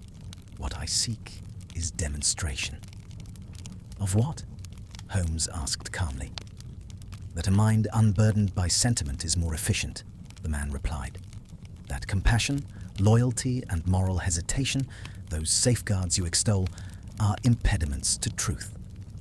Holmes inclined his head slightly. "An argument as old as philosophy itself. Yet arguments, my dear sir, are sterile without evidence." The man's eyes gleamed. "Precisely, and that is why I have prepared one." I felt a sudden tightening of dread. "Prepared what?" I demanded. "A case," he said simply. "A problem designed to test our respective approaches." Holmes did not appear surprised. "I anticipated as much." "Good," the man replied. "Then you will appreciate the elegance of it." He reached into his coat and withdrew a folded paper, which he placed carefully upon the dusty lectern. "Within the next 48 hours, a crime will occur. Not a trivial disturbance, not a psychological exercise, but a genuine act with genuine consequences." "You expect us to allow it?" I exclaimed. The man turned to me, his expression almost pitying. "You misunderstand. The crime will occur whether you allow it or not. The question is not whether it happens, but how it is interpreted and resolved." Holmes stepped forward and unfolded the paper. It contained an address, a time window, and a single line beneath them. "The truth will be clearest to the one who does not look away." "You are confident," Holmes said, "that you will reach the correct conclusion." "I am confident," the man replied, "that you will not." "And why is that?" Holmes asked. "Because you will hesitate," the man said. "You always do, at the crucial moment. You look for a solution that preserves human dignity. I look for the solution that explains the facts." Holmes folded the paper again. "And if I refuse to participate?" The man smiled. "You already have." With that, he stepped back into the shadows and vanished through a side door before either of us could prevent it. I made to pursue him, but Holmes restrained me. "No," he said quietly. "That would be a mistake." We left the lecture hall in silence and returned to Baker Street under a sky that seemed oppressively low.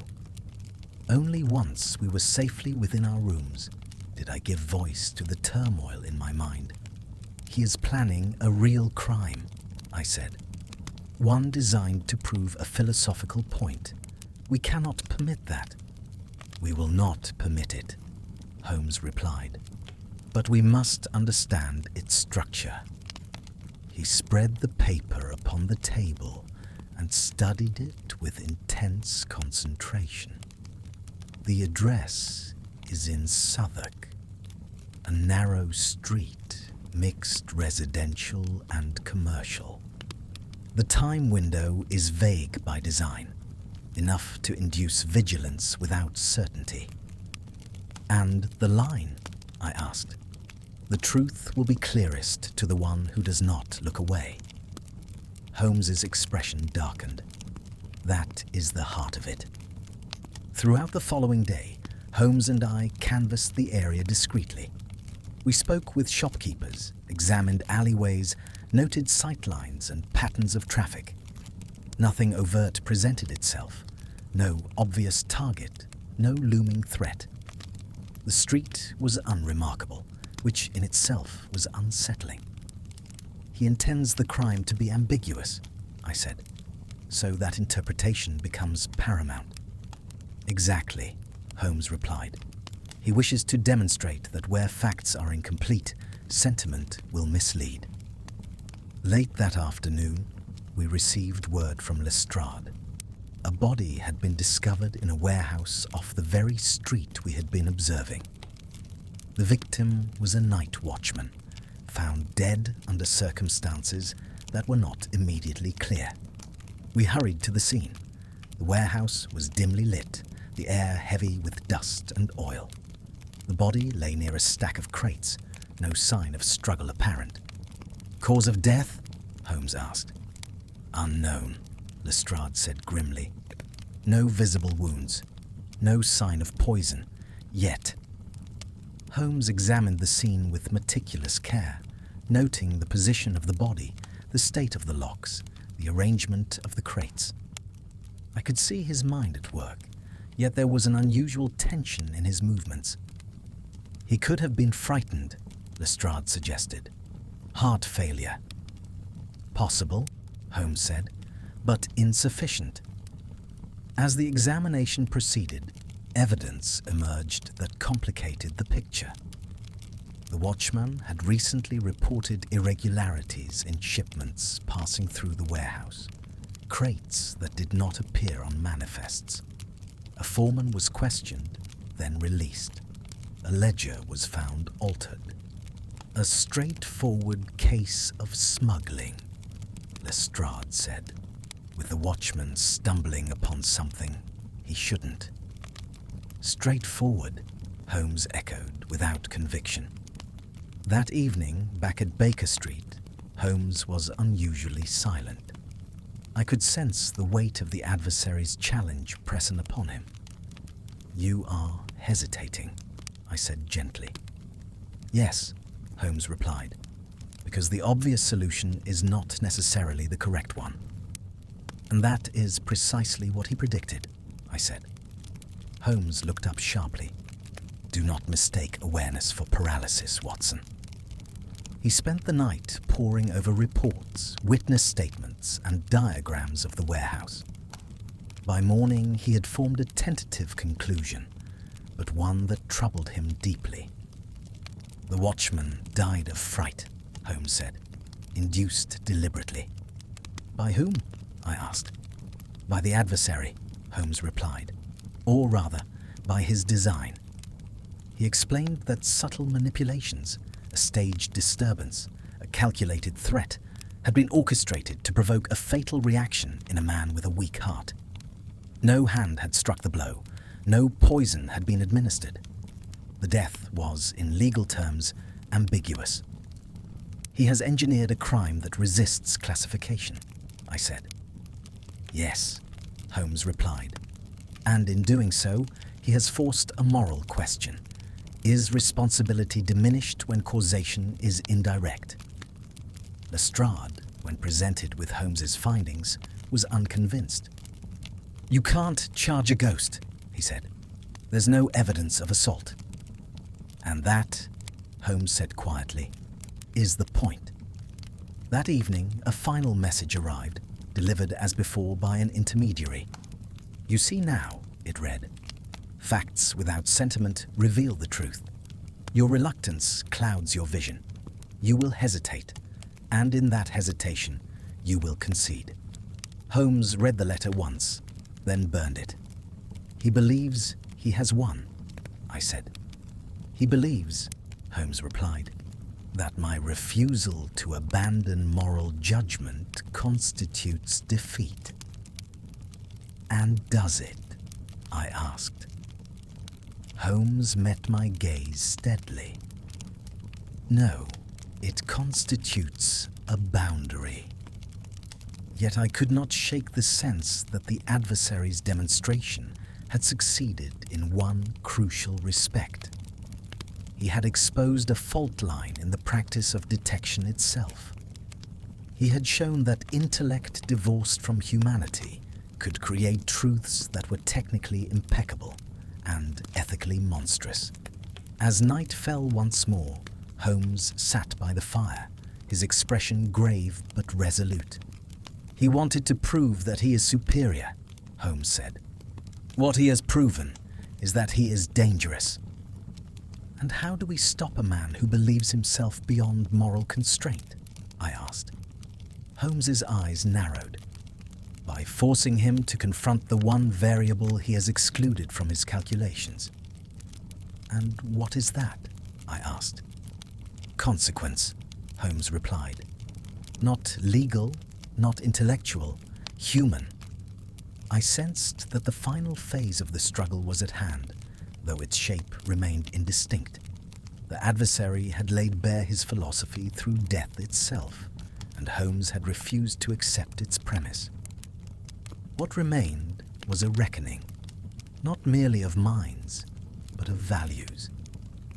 And I feared, with a growing certainty, that the next move would demand a sacrifice far greater than either of us had yet contemplated. The night that followed Holmes's grim pronouncement was one of the most restless I have ever known. Sleep came to me only in fragments, each broken by images of the deserted warehouse, the solitary watchman lying where fear itself had struck him down, and above all by the calm, measured voice of the man who had engineered the tragedy, not as an act of passion, but as a syllogism. When morning at last filtered greyly through the windows of Baker Street, I found Holmes already awake, seated at the table with a cup of untouched coffee before him and a stack of papers arranged with almost ritual precision. "You have not slept," I said. "Sleep is a concession to uncertainty," Holmes replied. "I have been occupied." "With what?" I asked. "With reintroducing a factor our adversary believes he has eliminated," Holmes said. "The irrational." I raised an eyebrow. "That hardly sounds like your usual method." "On the contrary," Holmes replied, "it is the foundation of it. I have always maintained that logic governs facts, but human behavior governs outcomes. Our adversary denies this distinction. He believes people can be treated as constants." "And you intend to show him otherwise?" I said. "Yes," Holmes replied, "by forcing him into contact with the very thing he avoids." Throughout that day, Holmes pursued a line of inquiry that at first seemed tangential, even indulgent. He visited the family of the dead watchman, speaking not as a detective, but as a fellow human being.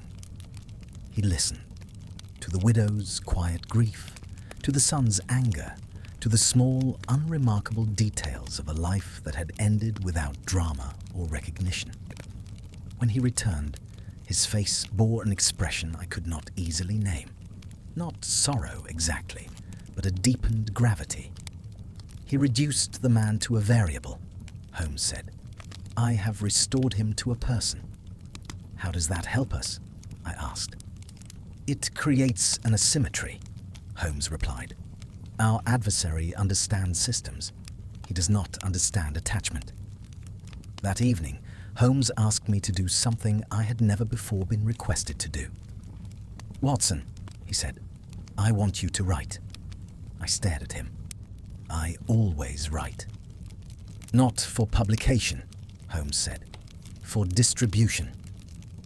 He handed me several sheets of paper upon which he had outlined, in spare but unmistakably deliberate terms, the full circumstances of the watchman's death, not as a puzzle, but as a narrative. It contained no accusation, no speculation, only a careful reconstruction of events and their human cost. "You wish me to circulate this?" I asked. "Yes," Holmes replied, "quietly, to those who matter." "And our adversary?" I asked. "He will read it," Holmes said. "He cannot resist engaging with interpretations of himself." I did as Holmes asked, drawing upon every ounce of restraint and empathy I possessed. The account spread, not through the sensational channels of the press, but through private correspondence, professional circles, and the quiet networks of influence that shape opinion without declaring themselves. It was not an argument, it was an exposure. The effect was not immediate, but it was palpable. Holmes began to receive letters, some grateful, some accusatory, many conflicted. The narrative had unsettled assumptions, provoked reflection, and reintroduced ambiguity where our adversary had sought certainty. Then, as Holmes predicted, the response came. This time, it was not anonymous. A letter arrived bearing a name at last, Edgar Mallory. Holmes read it once, then handed it to me. "You persist in sentiment," it read. "You mistake emotional resonance for truth. The man's death proves my thesis precisely because it troubles you. Your refusal to accept this reveals your weakness." There was an address appended, different from before, a time, an invitation. "He is agitated," Holmes said. "The narrative has forced him to defend himself." "You know who he is now," I said. "I know who he believes himself to be," Holmes replied, "which is more important." That night, Holmes prepared with unusual care. He selected his attire meticulously, reviewed notes I had never seen, and even entrusted me with a sealed envelope. "If I misjudge," he said, "you will open this." I did not ask what it contained. We arrived at the appointed place, a modest townhouse in Bloomsbury, its windows lit warmly, its exterior entirely unremarkable. Mallory himself answered the door. He was courteous, composed, and greeted Holmes not as an enemy, but as a peer. "You have complicated matters," Mallory said, ushering us in. "That was inevitable," Holmes replied. "Complexity is the price of honesty." They spoke at length in the sitting room, their exchange ranging across logic, ethics, and the philosophy of responsibility. I listened, fascinated and disturbed in equal measure. Mallory's intellect was formidable, his reasoning precise. But beneath it all, I sensed a brittleness, an impatience with any conclusion that could not be proven to the last decimal. "You rely too much on witness," Mallory said. "It contaminates objectivity." "No," Holmes replied. "It completes it." Mallory laughed softly. "You sentimentalize limitation." Holmes leaned forward. "And you absolutize control. Tell me, Mr. Mallory, when did you decide that uncertainty was intolerable?" For the first time, Mallory hesitated. "That is irrelevant," he said. "On the contrary," Holmes replied, "it is central." The conversation grew more intense, circling ever closer to something Mallory clearly wished to avoid. At last, Holmes delivered his blow, not an accusation, but an observation. "You were present," Holmes said quietly. "Not at the warehouse, but in the watchman's life. You spoke to him weeks before his death. You measured his fears." Mallory's face paled. "You cannot prove that." "I do not need to," Holmes replied. "You already have." Silence fell. Mallory rose abruptly and crossed to the window, his composure visibly strained. "You force meaning where none exists," he said. "No," Holmes said. "I restore it." At that moment, I understood Holmes's strategy at last. He had not sought to trap Mallory legally or intellectually. He had sought to confront him with the one thing his philosophy could not absorb without fracturing: personal responsibility. Mallory turned back, his eyes alight with something dangerously close to desperation. "You think this makes you superior?" he demanded. "No," Holmes replied softly. "I think It makes us human. The encounter ended without arrest, without confession, without resolution in any conventional sense. Yet, as we left the townhouse, I felt certain that something irrevocable had occurred. Mallory had been forced to see himself not as a detached intelligence, but as an agent within the world he claimed merely to observe. Back at Baker Street, Holmes removed his coat and sat heavily in his chair. "He will not stop immediately," he said, "but he has been destabilized." "And that is enough?" I asked. "For now," Holmes replied. "The rest will follow." As I prepared for bed, my thoughts returned to the sealed envelope Holmes had given me. I did not open it. I hoped I never would. Yet I could not dismiss a lingering unease. For if Mallory had indeed been shaken by the confrontation, what form would his next move take? Would he retreat into obscurity, or would wounded certainty drive him to one final irrevocable demonstration? The answer, I feared, lay not in logic, but in the unpredictable terrain Holmes had deliberately reintroduced into the contest: the human heart. The days that followed our encounter with Edgar Mallory were marked by an uneasy stillness, like the pause that precedes a storm whose direction cannot yet be discerned. Holmes resumed his outward habits, his consultations, his chemical experiments, his solitary walks through London. But I perceived a heightened vigilance beneath the familiar routine. He was listening, not merely for information, but for disturbance, watching not events themselves, but the subtle deviations that betray a disturbed intelligence. "You expect him to act again," I said on the third evening, as Holmes stood by the window, his silhouette framed against the lamplit fog. "I expect him to correct what he perceives as an error," Holmes replied. "Mallory is not a man who tolerates unresolved dissonance. I have introduced one into the center of his philosophy." "And that is dangerous," I said. "Yes," Holmes agreed. "For both of us." The first indication of Mallory's response came not through direct communication, but through absence. The anonymous interventions that had plagued Holmes's affairs, misdirected letters, whispered rumors, carefully planted insinuations, ceased abruptly. London, which had seemed for weeks to hum with an undercurrent of manipulation, grew quiet. Too quiet. "Do you not find it reassuring?" I asked. "No," Holmes replied. "I find it preparatory." He was proven correct within 48 hours. Inspector Lestrade arrived unannounced, his expression grim and his manner uncharacteristically hesitant. "We have a situation," he said, once the door was closed. "And I don't like it." Holmes gestured for him to continue. "A man presented himself at the Yard this morning," Lestrade said. "A dock clerk. He claims to have evidence linking several unsolved incidents, disturbances, false accusations, indirect deaths, to a single architect.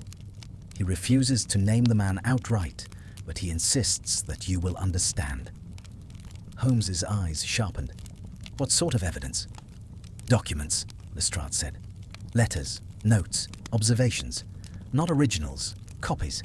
He says the originals are elsewhere." "And the clerk's motive?" Holmes asked. Lestrade hesitated. "Fear. He says he was used, observed, tested." Holmes stood. "Take me to him." At the Yard, the clerk proved to be a nervous fellow in his early 30s, with ink-stained cuffs and the haunted look of a man who has glimpsed something he cannot reconcile. He produced a bundle of papers tied with string. "He watched us," the clerk said. "All of us. Asked questions that didn't seem to matter at the time. Then things began to happen. Holmes examined the papers carefully. They were meticulous. Dates, times, locations, behavioral notes. Not criminal records, but psychological profiles. He was building predictive models, Holmes said quietly. Yes, the clerk replied. Of people, of reactions, of thresholds. And when did you decide to come forward? Holmes asked. The man swallowed. When someone died. Holmes nodded. You have done the right thing. Yet even as he spoke, I sensed that this was not the culmination of Mallory's scheme, but a fragment, perhaps deliberately released. The evidence, though damning in its implications, lacked the directness required for prosecution. It suggested authorship without proving it. He wants us to see the machinery, I said later as we reviewed the documents in our rooms, but not the operator. Exactly, Holmes replied. He is inviting interpretation. That night, another letter arrived. This one addressed to Lestrade, but forwarded at once to Holmes. It bore Mallory's name openly. You seek causation where there is only correlation, it read. The system functions without me. Remove the architect and the design persists. That is my proof. Holmes folded the letter thoughtfully. He has retreated into abstraction, he said. When confronted with responsibility, he dissolves himself into theory. But theories do not commit crimes, I said. No, Holmes agreed, but men do, when they hide behind them. The following day brought news that shifted the ground beneath us all.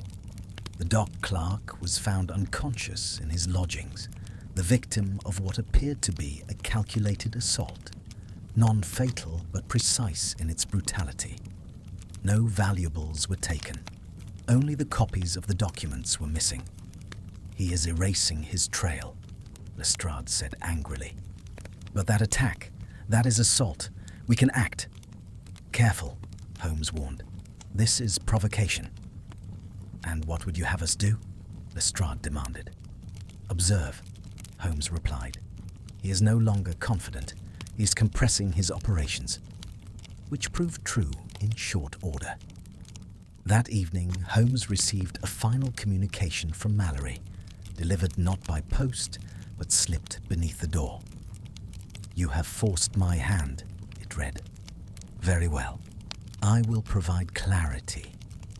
Tomorrow night, a decision will be made, one that admits of no ambiguity. Attend if you wish to understand. An address followed. Not abandoned this time, but occupied. A charitable institution on the outskirts of the city. A home for indigent men, many of them ill or infirm. My blood ran cold. He means to stage something irreversible, I said.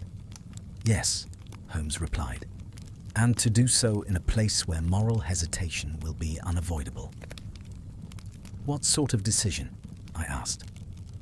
Holmes did not answer immediately. He was already preparing, reviewing maps, calculating distances, considering contingencies. He wishes to prove, Holmes said at last, that when forced to choose between individual compassion and systemic efficiency, I will falter. And will you? I asked. Holmes looked at me steadily. No. That night, as I lay awake, I considered the path that had led us here. From subtle manipulations to philosophical provocation, from anonymous observation to open challenge. Mallory's trajectory had been one of escalation, driven not by greed or vengeance, but by an obsession with intellectual purity. He had sought to eliminate the human variable, only to be undone by it. Yet I could not shake the fear that in his final demonstration he intended to weaponize that very variable, to force Holmes into a choice that would leave no one unscathed. As dawn approached, I found myself wondering whether the secret enemy who knew Holmes better than Watson had, in the end, misunderstood the very thing he sought to master. For Holmes's greatest strength had never been his intellect alone, but his capacity to bear the weight of consequence, and to act nonetheless. Whether that strength would suffice in the face of Mallory's final gambit remained to be seen. We set out for the charitable institution shortly before nightfall, the sky above London hanging low and colourless, as though the city itself were withholding judgment. Holmes was silent during the journey, his features composed yet intent, every line of his face suggesting a mind that had already travelled far beyond the immediate road before us. I had accompanied him into danger often enough to recognise the difference between confidence and resolve. This night, what I saw in him was the latter, forged not from certainty of outcome, but from acceptance of cost. The institution stood on the outskirts of the city, a sprawling complex of brick buildings surrounded by iron railings and a neglected garden. Gas lamps flickered uncertainly along the drive, casting long, wavering shadows that seemed to stretch and contract with each step we took. The place possessed an air of quiet resignation, the sort that clings to establishments devoted to alleviating misery without ever eradicating it. He chose this deliberately, I murmured. Of course, Holmes replied. Here, compassion is not theoretical, it is embodied. We were met at the door by the superintendent, a weary man who greeted Holmes with a mixture of relief and apprehension. You received our letter, he said. We were told to expect observers. Who told you? Holmes asked. A benefactor, the man replied. He has supported the home for some months now, asked many questions, very interested in our procedures. Holmes nodded gravely. Did he specify what was to occur tonight? The superintendent hesitated. He spoke of a decision, of demonstrating efficiency. Holmes exchanged a glance with me. Show us the wards, he said. As we moved through the building, I became acutely aware of the vulnerability of those within its walls. Men weakened by illness, age, or circumstance, dependent upon the judgment of others for their most basic needs. Mallory's choice of setting was not merely provocative, it was cruelly precise. We were led at last to a small administrative room where several documents lay upon a table. Holmes examined them swiftly. Resource allocation, he said. Budgets, capacity limits, and here, medical reports. My stomach tightened. He intends to force a choice, I said, to prove that saving some necessitates abandoning others. Yes, Holmes replied. A utilitarian calculus stripped of human context. At that moment, a door opened quietly behind us. Edgar Mallory entered a room without haste, his expression composed, almost serene. He greeted Holmes with a nod. You came, he said. I said I would, Holmes replied. Mallory gestured to the documents. You see the dilemma. The institution has exceeded its capacity. Funds are insufficient. A decision must be made regarding continued care. And you propose to make it, Holmes said. I propose, Mallory replied, to reveal the correct method of making it. Holmes folded his arms. You would reduce human lives to variables. I would acknowledge reality, Mallory said. Resources are finite. Sentiment does not alter that. And responsibility, Holmes asked. Does your model account for that? Mallory smiled faintly. Responsibility is an illusion created by proximity, Distance clarifies. Distance, Holmes said quietly, also dehumanizes. Mallory turned to me then. You are the witness, he said. Tell me, Dr. Watson, if forced to choose, would you not select the option that maximizes overall benefit, regardless of individual suffering? I felt the weight of the question press upon me, not as an abstract problem, but as a lived reality embodied in the frail figures we had passed in the corridors. I would refuse the premise, I said. I would seek another way. Mallory's eyes flickered with something like disdain. That is evasion. No, Holmes interjected. It is creativity. Mallory's composure tightened.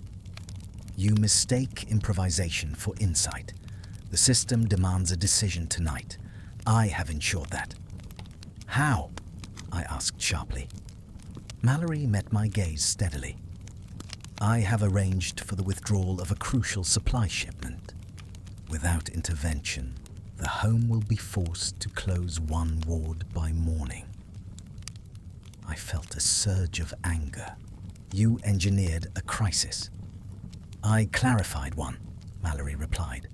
Holmes stepped closer. And you believe this proves your superiority? It proves, Mallory said, that I can act where you hesitate. Holmes regarded him intently. Then observe.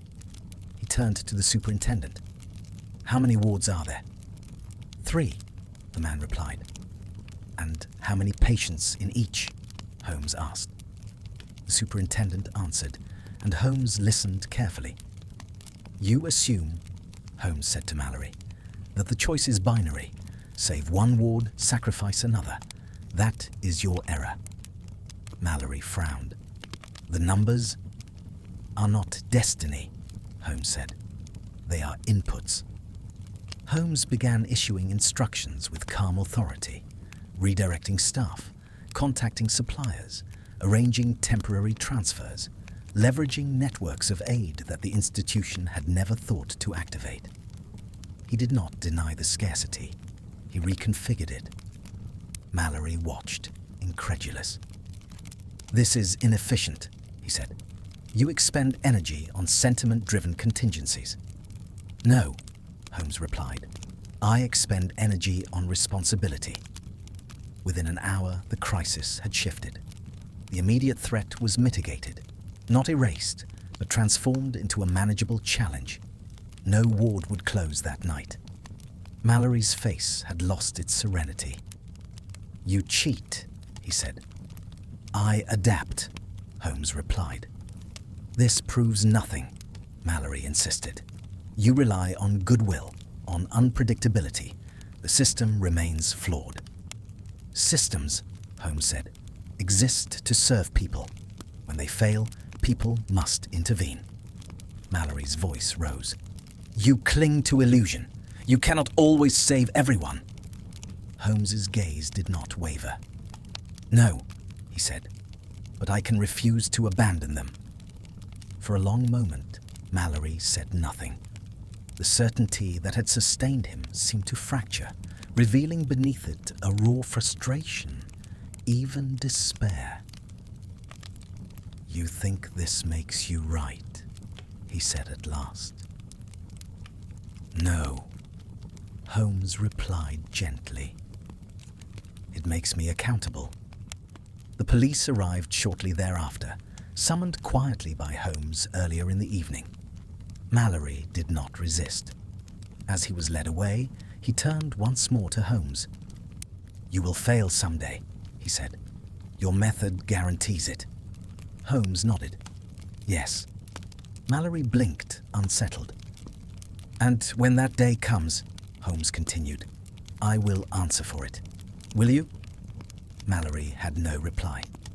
As the night wore on and calm gradually returned to the institution, I felt the tension drain from my limbs, leaving behind a profound exhaustion. Holmes stood by the window, watching the first hints of dawn creep into the sky. It is over, I said quietly. Holmes shook his head. No, Watson, it is resolved. There is a difference? I asked. Yes, Holmes replied. Mysteries end. Responsibilities do not. As we departed, I reflected upon all that had transpired. Mallory had indeed known Holmes better than Watson in one narrow sense. He had studied his intellect with ruthless precision. But he had misunderstood the core of the man. For Holmes's genius did not lie solely in deduction, but in the willingness to stand within uncertainty and act nonetheless. That was the secret his enemy could not master. Yet even as I drew comfort from that thought, I could not entirely silence a lingering unease. For if Mallory had failed, he had also revealed something unsettling, that the line between insight and monstrosity is perilously thin, and that the tools of reason, wielded without conscience, can become instruments of profound harm. The final reckoning, I sensed, would not be recorded in police ledgers or philosophical treatises, but in the quiet, ongoing labor of choosing humanity over abstraction, again and again, without guarantee of triumph. And that, perhaps, was the greatest mystery Holmes had ever taught me to live with. In the weeks that followed Edgar Mallory's removal from the field of his own machinations, London resumed its accustomed rhythm with a rapidity that would have seemed indecent had I not long been acquainted with the city's talent for forgetting. The charitable institution continued its work under renewed oversight. The dock clerk recovered slowly from his injuries, and the newspapers, having sniffed at scandal without quite grasping its shape, turned their attention elsewhere. To the public eye, nothing remarkable had occurred. No great crime had been unveiled, no dramatic confession secured, no villain paraded for condemnation. And yet, for Holmes and myself, the affair lingered with a peculiar persistence, as certain illnesses do, leaving behind not symptoms, but altered constitutions. Holmes did not speak of Mallory unless pressed, and even then only in measured terms. The man was detained, examined, and, after much deliberation, committed not as a criminal mastermind in the conventional sense, but as an individual whose intellectual obsessions had rendered him dangerously detached from moral constraint. There was no trial in which Holmes might shine, no dramatic summation before a rapt court. Mallory vanished into the discreet machinery of institutional containment, where men are not punished so much as neutralized. "You are dissatisfied," I said one evening, when I observed Holmes gazing absently at the fire, his violin untouched beside him. "No," Holmes replied. "I am reflective." "That is not your usual state after a case concludes," I said. Holmes smiled faintly. "This case did not conclude, Watson. It merely ceased to escalate." I considered that.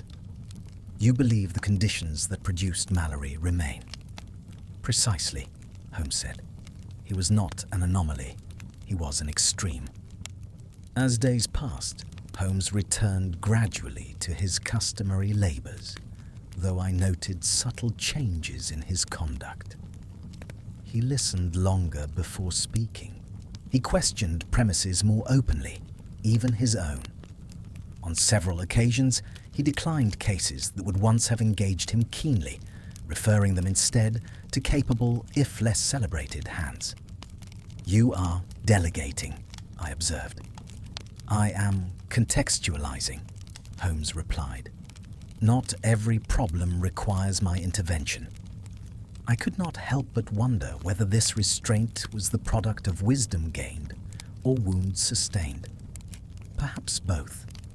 One afternoon, as winter lights slanted through the windows of Baker Street, Holmes surprised me by requesting that I bring out the sealed envelope he had entrusted to me weeks earlier.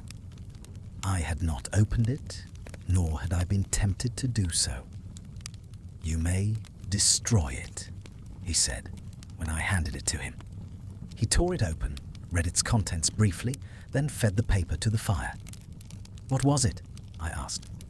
"A contingency," Holmes replied. "An admission." "Of what?" I pressed. "That I might miscalculate," Holmes said.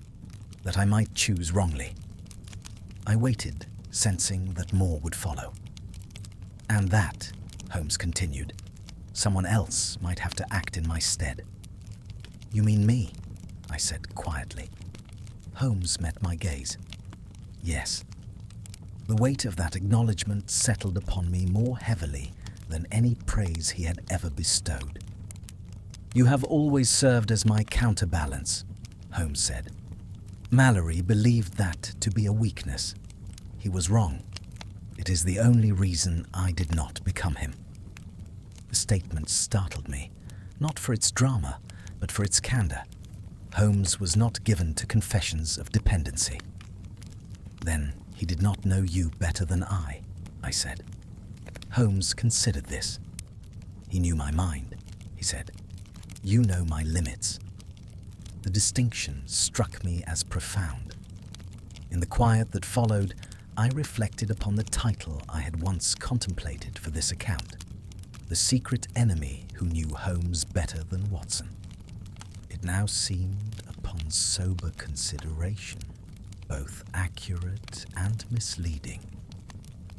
Mallory had indeed known Holmes's intellect with a terrifying intimacy. He had studied its architecture, its efficiencies, its blind spots. He had anticipated Holmes's deductions, manipulated his habits, and even predicted his moral hesitations. But knowledge is not understanding. Mallory had mistaken proximity for intimacy, analysis for comprehension.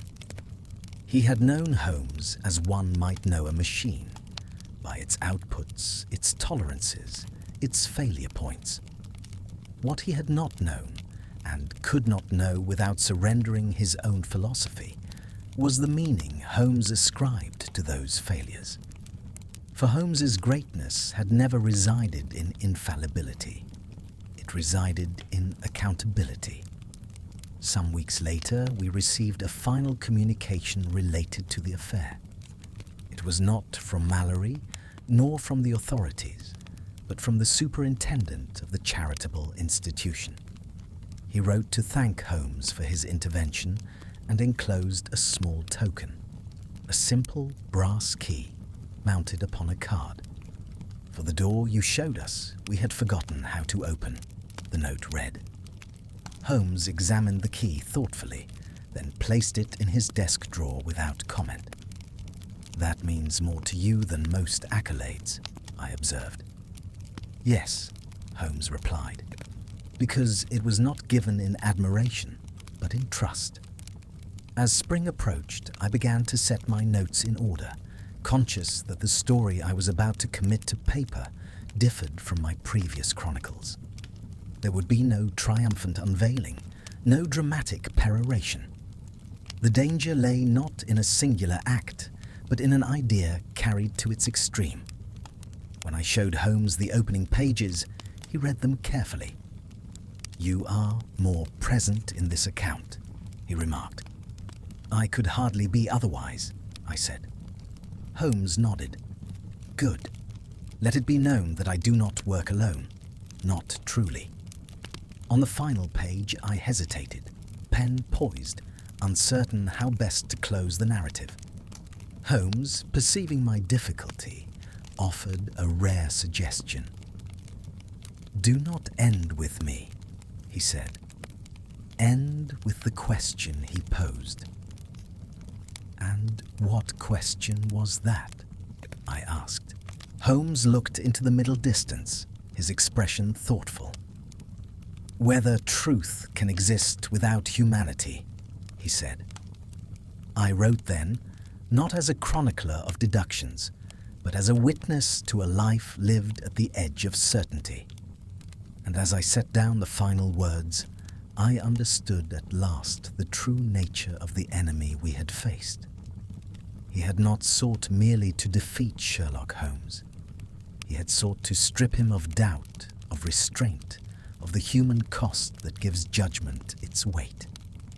In doing so, he had revealed the terrible efficiency of intellect unmoored from conscience, and the quiet, stubborn power of refusing to accept that efficiency as sufficient.